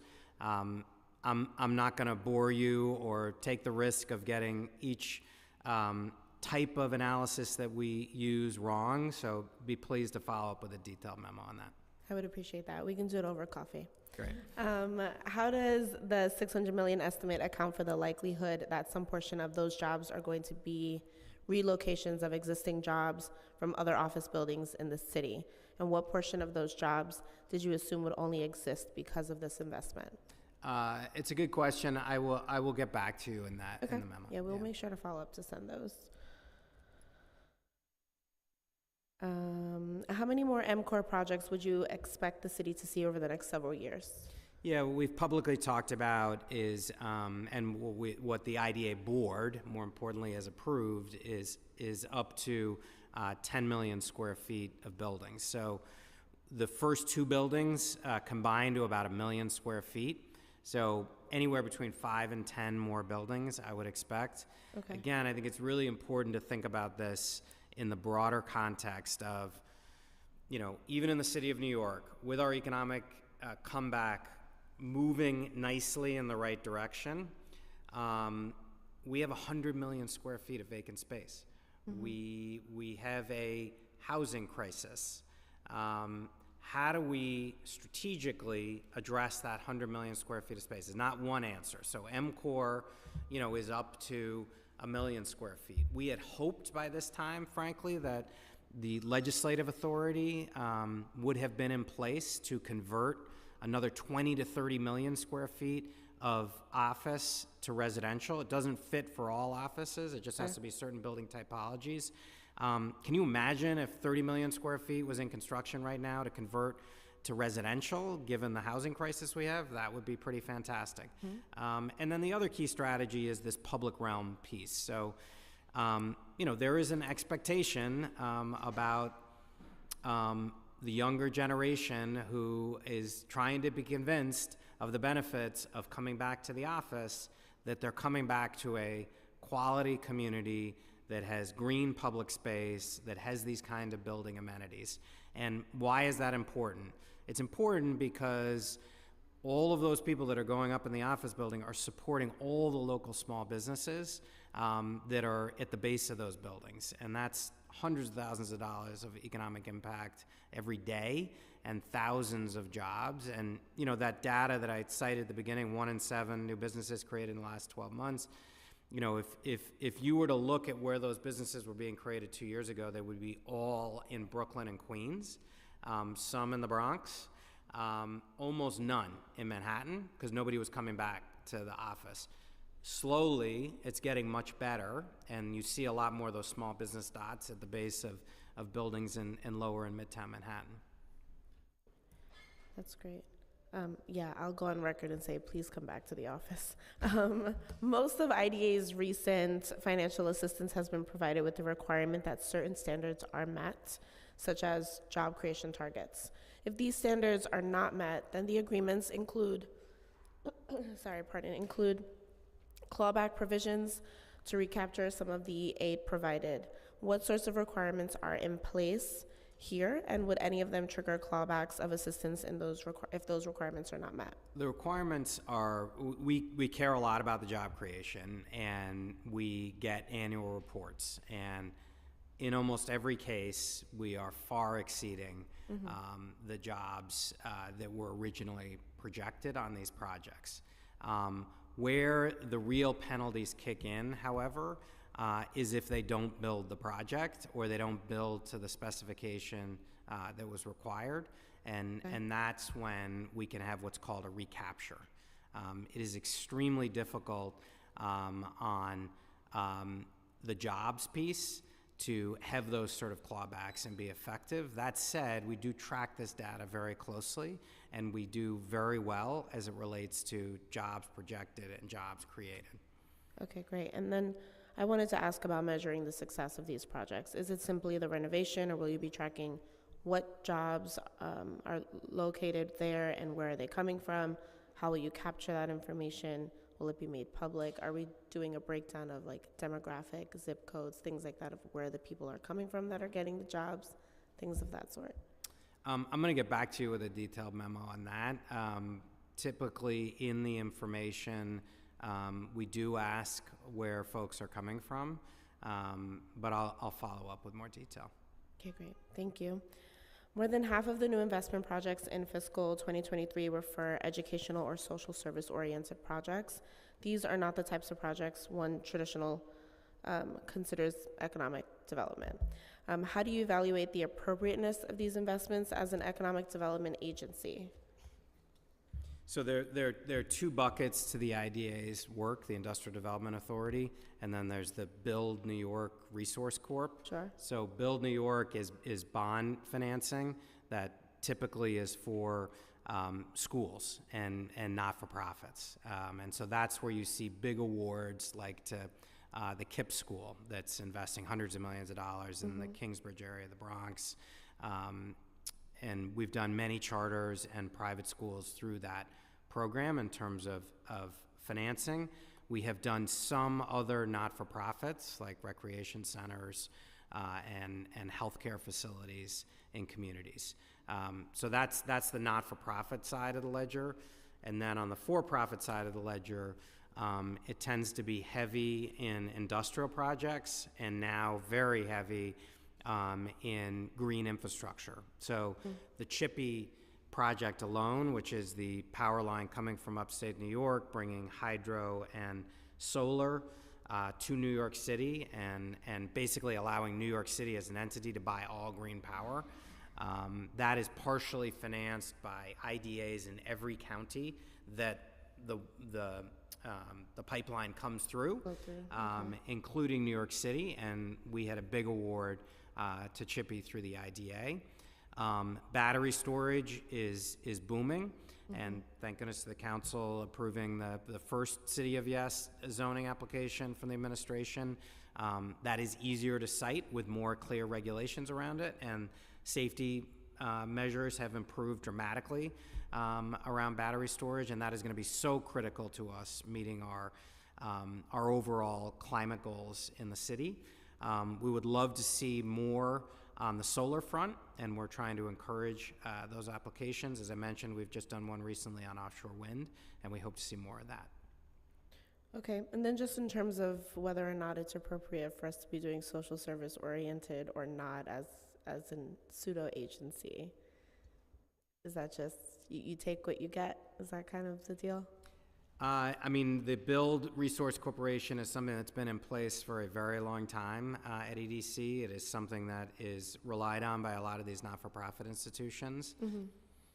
Other than that, I have not dug into it a lot. Okay.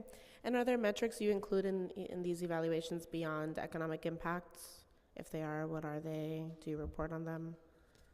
Jobs we definitely report on, and private investment. And the leverage ratio on those IDA projects is outstanding. Great. And one of the advantages to IDA's ability to provide tax breaks on a discretionary basis is that it allows EDC to pivot to create new tax incentive programs like MCOR when landscapes shift. Do you foresee any additional new tax incentive programs necessary to address the new economic conditions we're facing? I think we're currently looking at, we're always looking at the IDA for ways to improve. So MCOR is a major new program that involved a lot of board analysis and input. There are other programs, and I'm not sure this is what you're referring to, that are as of right programs, so ICAP and REAP that, as you know, are created statutorily through the state. They come up every few years. They're going to come up again in '25. Those programs are always necessary to look at every time they come up and do analysis as to how should they be tweaked, reworked, are they really serving the goals that they were set out to. So we're currently working on that with the Department of Finance and other interested parties like the CBC and REBNY and others, and are eager to continue that conversation with the City Council as well. Yeah, we would love that. I mean, my follow-up is going to be, are there any existing or older discretionary tax incentives that you think are no longer relevant or that the city may have facing new challenges? But- Not on the discretionary side. On the as-of-right side, REAP and ICOP are the two big ones. I will say, having spent 20 years, working on the Brooklyn waterfront, ICAP and REAP have both benefited a lot of projects, both there, and I know they've benefited a lot of projects in the Bronx and in Queens. So we have to be careful about how we tweak these things going forward. Great. Sure. So just along the lines of the IDA, we recently had a project, I think the project up in Red Hook, around a waterfront, a movie studio. I'm just curious how the EDC, what your understanding is of the movie and film sector, as we see with Steiner, we have the Navy Yard, this new studio set. We're receiving a lot of kind of conflicting concern around it. So I'm curious if you could speak a little bit about the sector, and then would love to receive the information of the jobs that are in fact produced and the data points that you're collecting around them. This is Absolutely. another Yeah. ongoing conversation we're having on all of them, particularly because it was intriguing to see this IDA funded, I think it was an IDA funded Yes, project it was. already. It was. Yep. It's like 300 part-time jobs. That's it. That's all we get. So we would like some more information on what exactly that is. But I'm curious about this sector, where you see the opportunities and where there may be challenges. Yeah. My experience was really driven a lot by my experience at the Navy Yard, where Steiner Studios became one of our key anchor tenants. The reason that you see always with movie studios the part-time job thing is that they essentially run like a hotel. So a production checks in, a production checks out. They use a box in there, they use the lighting, the grip, the equipment. So then the key question is, how are local folks accessing jobs and getting in that industry, and particularly in that union? And there are some really good programs out there, like BWI, Brooklyn Workforce Innovations, runs a tremendous pre-apprenticeship training program, both for production and for post-production, which is a much more digital kind of experience. We are, as you know, we recently approved, or it was in the news last year, the first major movie studio in Manhattan on Pier 94 on the west side. And as you've heard, we are working through IDA. That approval that we just gave was the first step. They're going to be coming back. And a key part of our conversation with them, and delighted to continue it with you as well, is what can they do around local workforce pipeline to make sure that local folks have access to those jobs. In general, my feeling about the industry is that it's very, very important to the city's economy. There are a wild array of estimates of impact, from very little to very, very high. Every few years, the state legislature has to reevaluate whether to keep the film tax credit in place. From my point of view on the ground, this has been phenomenally important to the city's economy, and we saw the negative impact of it when there was the strike. And our recovery trajectory that was going up sort of plateaued for a period of time, and a lot of that was the writer's strike, and now it's gone back up now that they're back to work. So just one thing to note on the IDA in particular, when the notices came out, we saw they came out on March 7th to the public, and the instruction was, if you're interested in commenting on this, you must request the ability to do so 2 weeks prior to when we actually receive the notice. So there's a real problem with the communication stream there, because there was a lot of frustration that the notice was received after. Actually, let me correct the record.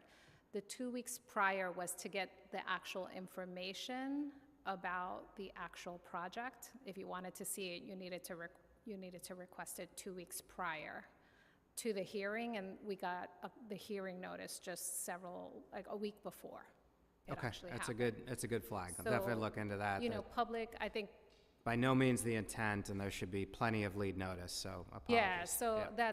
I just want to flag that, because there was a lot of interest in learning more about the project in the community, and a lot of frustration that it was kind of after the fact. So thank Great. you. And just quickly, the team informed me of the answer to your question before. So the Marad site on the Blue Highway is at 29th Street in Sunset Park. It's not at Red Hook.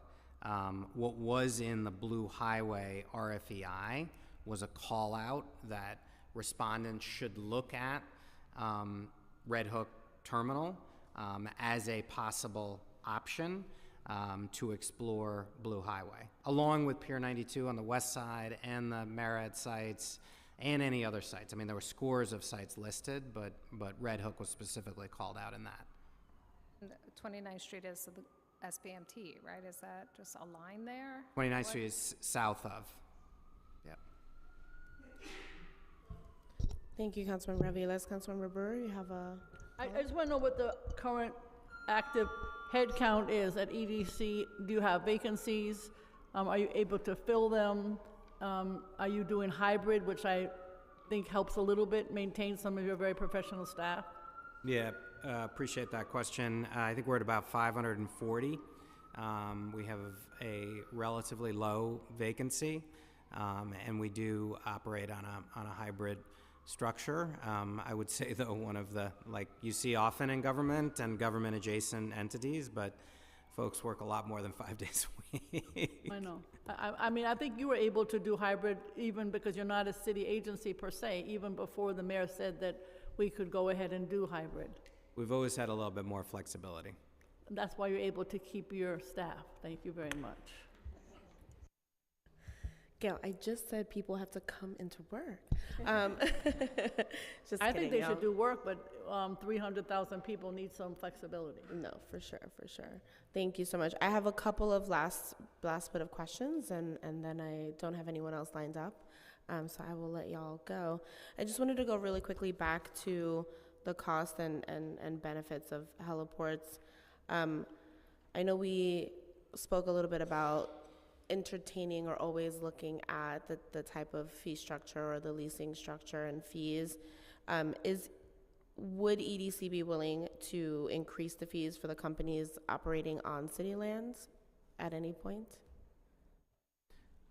I would say that our goal, because it's how we're funded, is to increase, our fees, our rents, our lease structures, everywhere we can, because otherwise there's no EDC. And by charging low rents, is the city essentially subsidizing wealthier New Yorkers and tourists to use helicopters for travel and recreation? I would say everywhere we can, our goal is to maximize return, because every dollar that we make gets reinvested in our work citywide.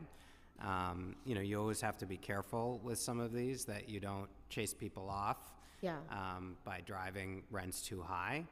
And obviously we do have incubators and accelerators and things like that that are way below market rents in order to meet other social impact goals.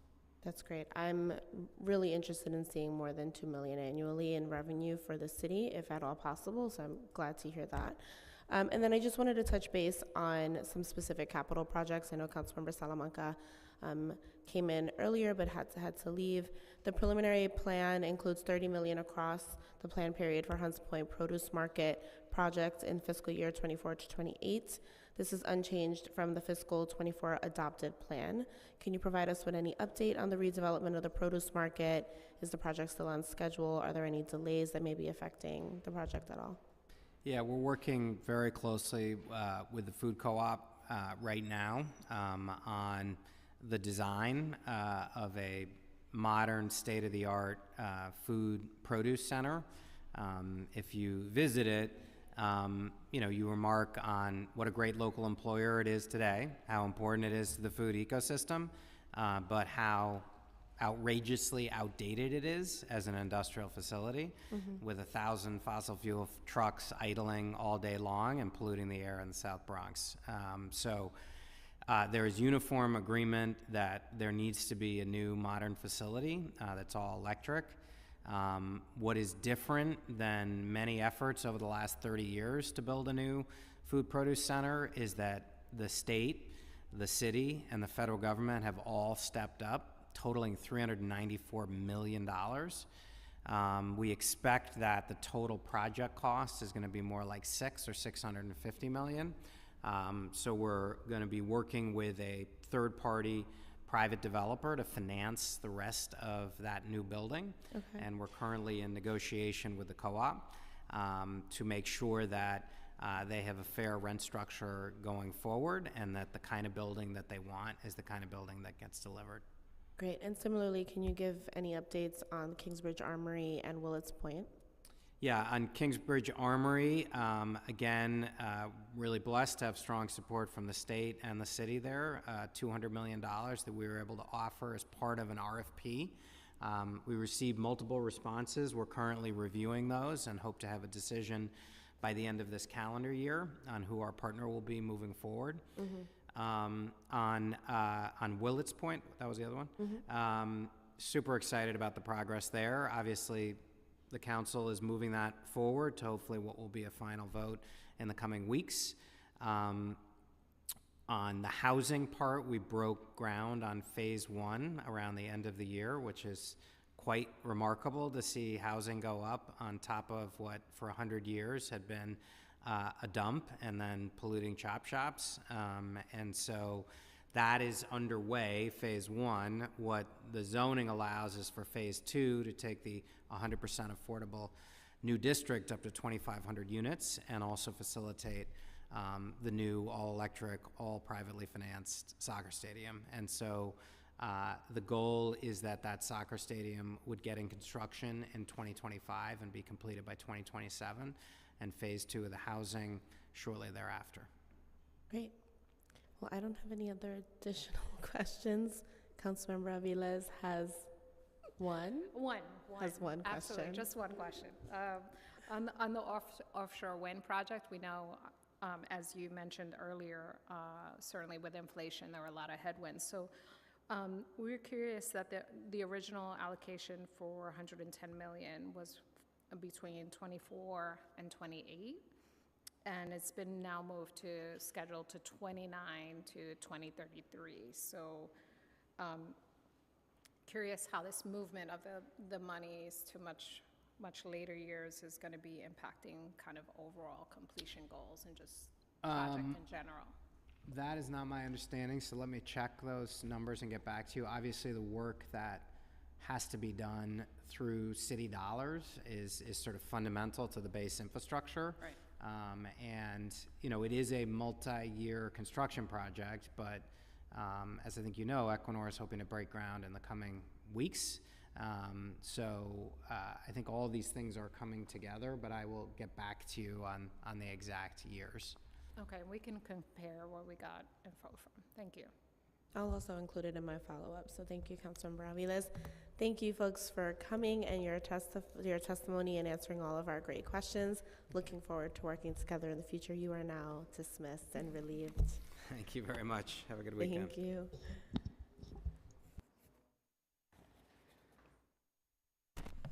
Well, now we'll get to the public. First panel is Paula Siegel from Take Root Justice and Gregory Morris.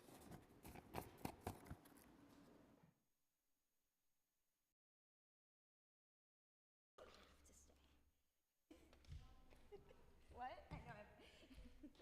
They were on my desk. They're gonna die over the weekend. So.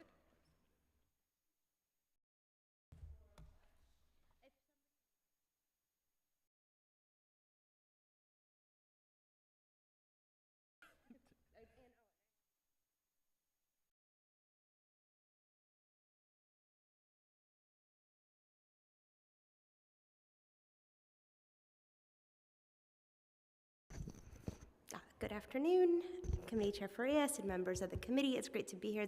Thank you so much for staying. on a Friday afternoon. My name is Paula Siegel. I am testifying today as Senior Staff Attorney in Take Root Justice's Equitable Neighborhoods Unit. As many council members know, we work with organizations that are grassroots and neighborhood-based to make sure that longtime New Yorkers don't get pushed out of the city in the name of progress. And significant to the budget conversation, we are a member to the New York City Community Land Initiative, an alliance of grassroots organizations that are moving forward a robust community land trust movement in the city. Take Root has been receiving City Council discretionary funding through the citywide Community Land Trust Initiative since the initiative was launched by the Council in fiscal year 20. We support the growing CLT movement for affordable community-controlled housing, commercial, and community spaces through legal services for community land trust members of the initiative and other groups exploring the CLT model. We thank the Council for its vital support and urge you to increase funding for the citywide initiative to $3 million in the fiscal 25 budget. That would be doubling the amount of the initiative from last year, and it will be an investment that pays off. With this investment, we will be able to add groups to the initiative, which is crucial. I'm personally working with a group that is forming a community land trust out of the Ravenswood houses, all led by public housing residents and focused on a nearby former sanitation department site that they hope to turn into an engine of economic activity for residents of Ravenswood houses and their neighbors. And I really want to be able to see them have a staff person and really do that work in a committed way. They've been fully volunteer for 4 years since the pandemic started, and it's really time to invest in that leadership. That's just one example. I'm not really reading from my script. The other two things I just wanted to point out is we do need, in addition to the expense funding, capital allocations for these projects, and just making sure that, especially as community organizations are taking over properties that the city has disinvested from, they have the support they need to bring those properties back online. And then finally, just a reminder that the majority of this council has committed to not bringing back the lien sale as a debt collection instrument, and we are standing by. We actually had a great meeting with a number of City Council Central staff earlier this week to help redesign the system so it leads to more permanently affordable, community-controlled real estate. And thank you for the indulgence. Thank you so much. Whenever you're ready, Greg. Well, good afternoon. You can tell it's a Friday. The public hearing session started exactly on time. So impressive. It hasn't been like that in other committees. My name is Greg Morris. I'm the CEO of the New York City Employment and Training Coalition, representing 220 organizations across the city focused on job readiness and training. I was listening to this is the most important committee. Tech is the other critical committee, I think, because those are the foundation of workforce readiness.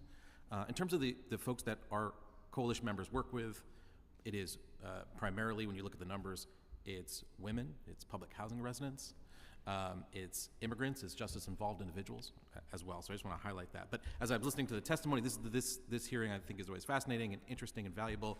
The work of EDC is essential to the city's success, but it's the linkage between economic development and workforce development, or workforce development and economic development, that ensures that there is actual equity that leads to growth and development and self-sufficiency.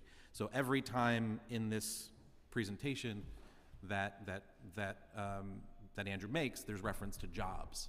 And it's our coalition that's responsible for thinking about how it is, whether it's tech, life sciences, whether it's construction, infrastructure, regardless of whether it's Kingsbridge or East Harlem or the North Shore of Staten Island, we want to make sure that those jobs are available to local job seekers.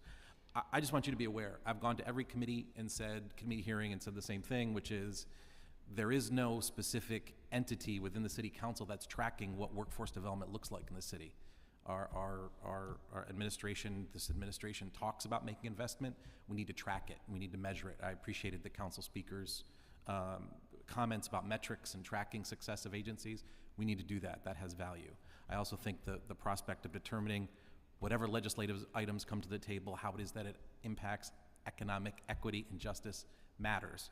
And then, of course, we need to see the ongoing investment in job training and readiness, whether it's our new arrivals who have not seen the resources and supports from the city to ensure that they are getting pathways to contextualize learning experiences or job training, or whether it's our older adults who certainly need pathways to second act careers, young adults, public housing residents, et cetera.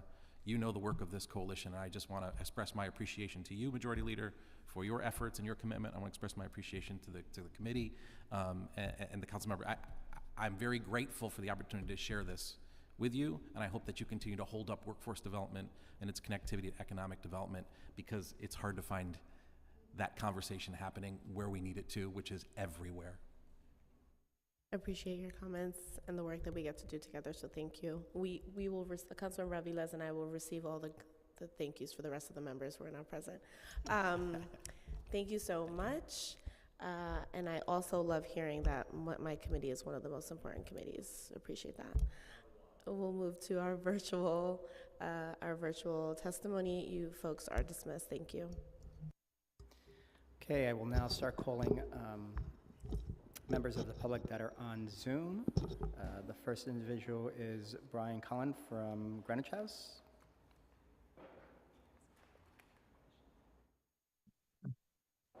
Good afternoon. Good afternoon. First thing I will say is thank you, Chair Farias and the Economic Development Committee, for the time to share my thoughts and experience with you guys today. My name is Brian Colon. I am the Director of Workforce Services at Greenwich House, which is a 122-year-old settlement house in Greenwich Village that provides a wide variety of services across sectors, including behavioral health services, workforce and skills building services, older adult services, and supports for people experiencing substance abuse disorder. Greenwich House is also part of the New York City Employment and Training Coalition, which, as you guys know, is the largest city-based workforce development association in the country. NYCETC serves as the industry's voice for more than 220 workforce development providers in New York City, who are counted on to provide job training to more than 500,000 New Yorkers each year, primarily individuals who live in under-resources and underserved neighborhoods. I speak to you today as someone who's been employed for 20 plus years in the workforce training space. I urge you all, if you can, to allocate resources where they'll have the most impact in programs designed to assist those who have been historically marginalized.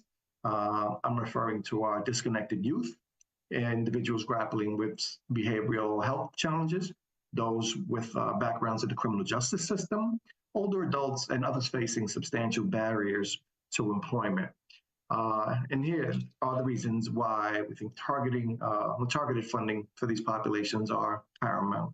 For one, disconnected youth also recognizes opportunity youth are young individuals, the ages of 16 and 24, who are neither engaged in education nor employment. These individuals face heightened risk of prolonged unemployment and economic instability. And by investing in tailored workforce services and wraparound services as well that they need to succeed, we can provide them with the necessary skills and supports for them. Time has expired. We'll provide them with the necessary supports for their successful reentry into the job market. Behavioral health populations, individuals grappling with mental health and substance abuse issues, often face pervasive workplace stigma and discrimination, which can impede their ability to secure and maintain employment. However, it's crucial to recognize that the appropriate trainings and proper social emotional supports these individuals need can help them and make a significant contribution into the workforce. As some of us know, 1 in 4 New Yorkers are managing a behavioral health condition. So don't mean to cut you off, but you have to wrap in the next 15 seconds, and please make sure you submit whatever you're reading from to us so we can get your full testimony, okay? Yes, ma'am. Thank you so much. Last but not least, I'd say former incarcerated individuals with proper training and proper supports. The recidivism rate is a lot less, and the older adults, which is a population that we are near and dear to, and helping them kind of stay within the workforce and upskilling them to make sure that they have a competitive opportunity. Just by allocating funding towards these high need populations, we can amplify impact and workforce development initiatives, guaranteeing equitable access to opportunities for all New Yorkers, and most importantly, to help small and large employers with their single greatest asset and need, a well-prepared training workforce. Thank you for your time today. My name is Brian Colon from the Greenwich House. Thank you so much for your testimony today.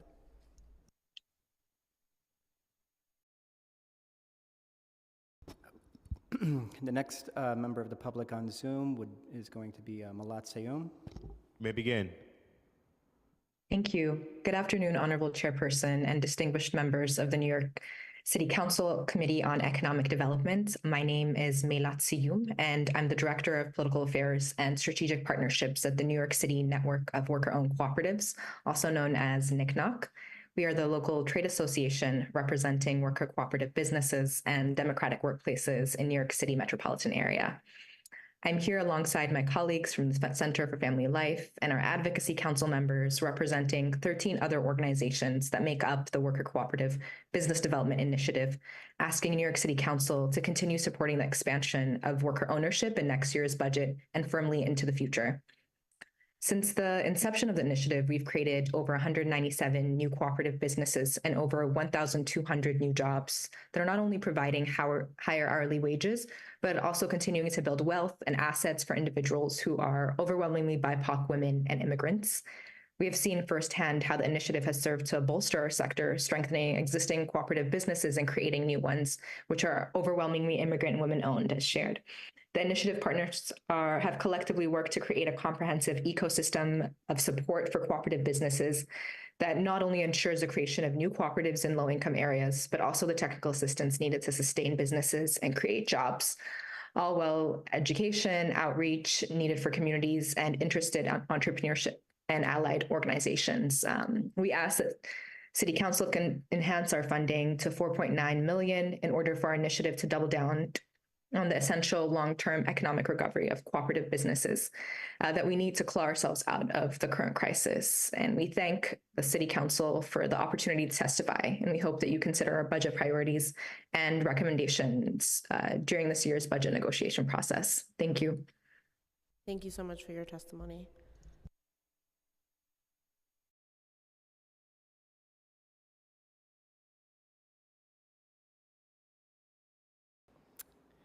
The next member of the public will be Jessica Walker. Hi, I'm Jessica Walker. I'm the president of the Manhattan Chamber of Commerce. The vast majority of our members are small businesses here in the city. And today I wanted to highlight a program that has been funded through the city budget in recent years. It's called the Small Business Resource Network. It's a citywide initiative that allows us to have staff to go out door to door to small businesses throughout the city, all 5 boroughs, and try to provide resources, connections to financing. During the height of the pandemic, we actually sat down and helped some of these business owners apply for PPP. It really is a hands-on intensive program. I should mention that our chamber also partners with the other chambers in the other boroughs. So like I said, it is a citywide program. We have already reached, since inception, October 2020, since then, nearly 50,000 businesses throughout the city. I'm happy to say that the vast majority of businesses helped, 76% have been MWBEs. So it just shows that we really are reaching into every community. The vast majority of businesses we've helped have had 4 or fewer employees. So again, the impact has been remarkable. I'm bringing it to this committee because we are seeking a full restoration of $2 million in the city budget. $500,000 is a city council discretionary grant, but $1.5 million actually flows through EDC and then is administered by SBS. The budget line is called EDC Business Resource Center. So we're seeking a restoration of that. Happy to answer any questions, but again, it's a fantastic program and it really has made an impact for small businesses. Thank you.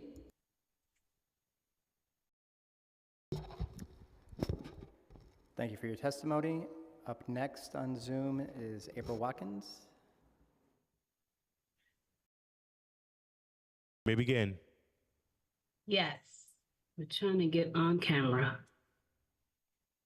Here we go. Good afternoon. My name is April Watkins, and I'm the Chief Program Officer of Path to Jobs. I'm kind of a sister agency from a bigger organization called Alliance for Positive Change, who has been providing services for the underserved population for over 30 years. Prior to that, I worked at GMHC for 19 years, working in the same workforce development type of situation where we provide job readiness, career coaching, retention services, and more importantly, employment.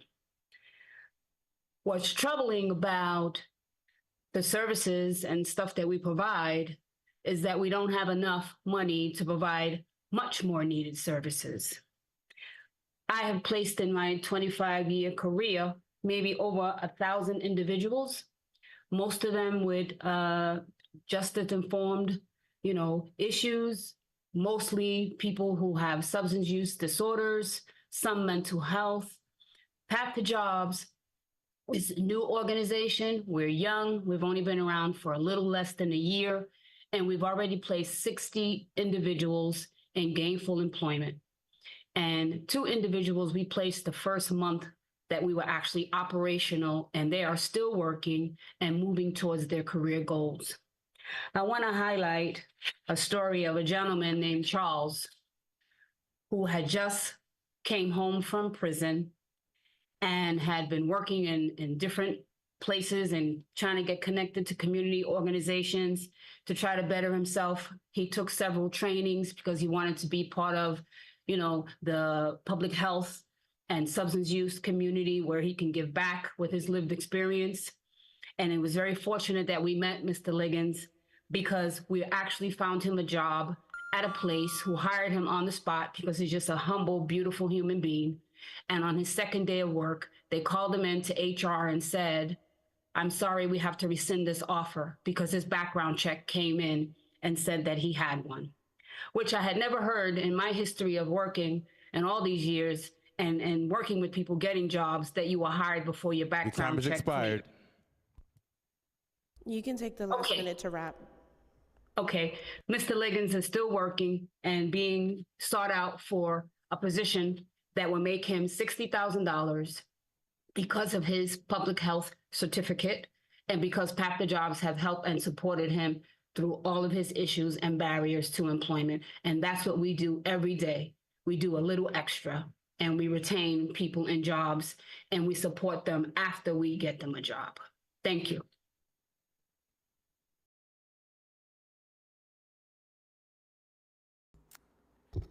Next witness is David Nager. You may begin. Dear members of the Committee on Economic Development, my name is David Nager.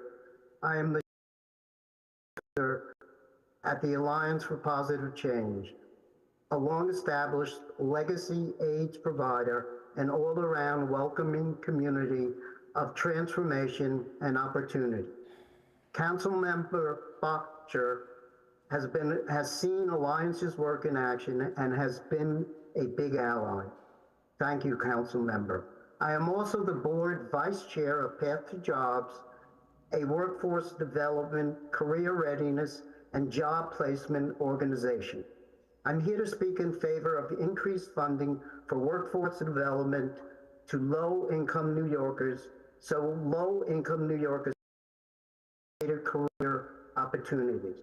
Since 1990, Alliance has been helping people achieve better health outcomes.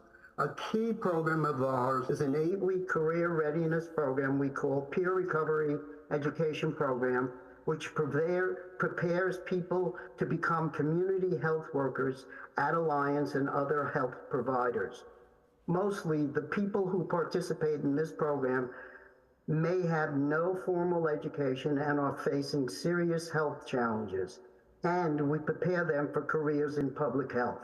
I support any program that enables people with chronic conditions to build careers in any industry. Let me close by explaining why helping people make a career path in public health is so urgent right now. Over the course of the pandemic, economic inequality grew, especially in New York City, and serious health conditions worsened. Not just COVID-19, but new HIV and hepatitis C diagnosis and overdose deaths too. To me, this proved that we never had enough medical professionals or community health workers. I think that's pretty obvious. So I'm here to ask for more investments in and job opportunities for community health workers. For over 30 years, Alliance has helped literally thousands of people facing economic and health challenges transition from public entitlements and rejoin the workforce as community health workers. We took our decades of experience to create Path to Jobs, an organization that specializes in job readiness training and supportive employment. Your time has expired. If you can wrap up in the next 15 to 20 seconds. Yes, I urge the EDC to explore funding for agencies that help people find careers in community health care, and that this committee recommend greater support for workforce development resources that take a holistic approach. Thank you. Thank you so much. And our last witness on Zoom is Catherine Mersick. You may begin. Thank you. I have a lot to say, so I'm going to try to say it fast.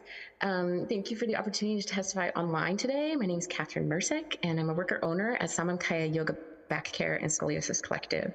We're a member of the New York City Network of Worker Cooperatives, which is a partner of the Worker Cooperative Business Development Initiative. And your support of our community of democratically run businesses helps to protect and create jobs for women, immigrant workers, and communities of color across the 5 boroughs and in a wide array of industries. I'm testifying today to urge you to help our city with a just recovery by continuing to support the great work of WCBDI, enhancing their funding to $4.9 million, and to also support commercial rent stabilization to protect New York City's workers and small businesses from displacement. My co-op, Samankaya, is a lovely little studio in Chelsea, specializing in therapeutic yoga for back care. My 19 other worker owners and I have been democratically running the space together in the same space for the last 9 years. To make yoga accessible to all ages and abilities, we use specialized rope walls and a variety of props, but because of our very specific needs, we had a lot to borrow in startup costs that we're still paying back. We are so grateful that our business survived the worst of the pandemic, but we're still struggling to get our numbers back to pre-pandemic levels, and we're concerned about our future as we try to manage rising rent and our debt burden. However, the fact that we're co-op had a major impact on our resilience through the crisis. When the pandemic first forced us to close our doors, we decided all together as a team how we could pivot, adjust our pay and fee structures, divide the labor to shift to teaching online. And we decided together how to keep the studio afloat while still making sure that teachers who most needed the work could keep teaching online. We were very grateful to have access to technical support from WCBDI partners and a couple small grants specific to worker co-ops. One example is Nick Knox Cooperative Sustainability Fund, which allowed us to pay for consulting sessions with another co-op, and that really helped us manage some communication and distribution of labor challenges we faced during the transition and to strategize for the future. I'm very happy we are still offering online classes in addition to our in-studio classes. However, our future is still uncertain. Our client numbers have not recovered, and our rent will make some large jumps over the next 8 years to get back to what's considered market rate, but that's not actually a sustainable rate given people aren't really willing to pay that much for yoga. There are limits, and we can't afford to take out another loan since we still have debt from our startup costs. So Additionally, just a quick reminder. I'll just wrap it up really quick. Perfect. Additionally, majority of co-ops in New York City have never even been able to access brick and mortar space because rents are too prohibitive. And this has been an issue long before the pandemic. It's not accurate to say that commercial rents are no longer an issue post-pandemic because small businesses are still closing their doors due to rent hikes or inability to pay back rent. There are zero protections for commercial tenants, and there's no limit to how much a commercial rent can be raised at the end of a lease. This makes it impossible for small businesses to plan for the future, and a fair and just system of commercial rent stabilization would help level the playing field and protect the city's diverse array of small businesses and making spaces more attainable for future small businesses, so essential to the cultural fabric of our great city. There's more about this in my written testimony. So please, WCBDI funding to 4.9 million and commercial rent stabilization. Thank you so much. Thank you. And now we'll get to our last witness, who is in person, Karina Kaufman-Gutierrez.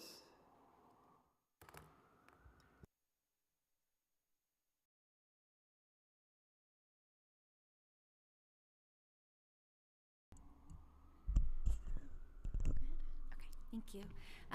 Good afternoon, Chair Farias and the committee. My name is Karina Kaufman-Gutierrez. I'm the Deputy Director at the Street Vendor Project, and thank you so much for the opportunity to testify today.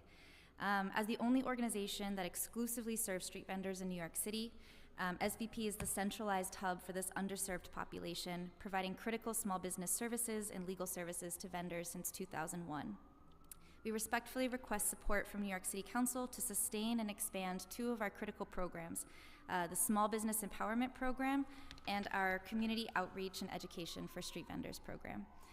The demand for street vendor education and services continues to grow as the population transformed during the pandemic and continues to increase as many asylum seekers are beginning to vend.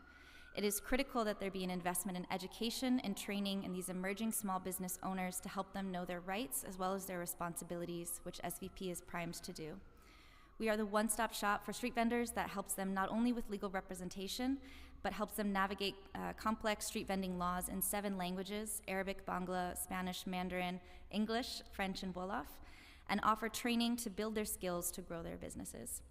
Despite being a small team of just 3 full-time organizers, 2 part-time, and 1 lawyer on staff, in just the first 8 months of this fiscal year, we have supported 414 individual vendors with consultations on topics from sales tax filings to loan applications to negotiating catering contracts. And of these, 57% were in Spanish, 20% in Mandarin, 14% in English, and 5% in Arabic, and 3% in Bangla. 59% of those were with female identifying street vendors. We've also engaged 708 individual vendors through street outreach and resource fairs. We hold monthly workshops at our membership meetings with a regular attendance of 50 to 75 individuals. This week's, for example, was on registering for e-payment systems. Each of these engagements is with the purpose of helping a small business owner, to grow and become part of the formalized economy. Just a few success stories. Chef Tammy Treadwell of Harlem Seafood and Soul, we helped her to apply for a $20,000 interest-free grant through the Hebrew Free Loan Society in order to open up a stall at the DeKalb Marketplace. Ana Maldonado of La Michoacana Taqueria food truck, we helped her to negotiate a fair rental price at a commissary to prepare her food, and then helped her find a legal vending location in Washington Heights. Again, we are the one-stop shop for street vendors, and there's no city agency that meaningfully serves street vendors. This is a stark difference when compared with the investment in enforcement. DSNY, as of FY24, had adopted a budget that currently has $2.9 million budgeted for street vendor enforcement, which is set to increase to $4.7 million by FY27. Meanwhile, SBS reported this past September to Comptroller Brad Lander that they did not have staff dedicated to street vending, does not conduct in-person educational outreach, and does not have data on how many street vendors have accessed any of their services. To close, SVP, we're very eager to increase our services to vendors to really be able to empower these small business owners to improve their financial literacy, to help them integrate into the formalized economy. And we thank you for your consideration to increase our capacity. Thank you so much for your testimony. Please make sure to submit that for the record. And seeing no one else lined up virtually or in person, this budget hearing is now adjourned. Thank you all.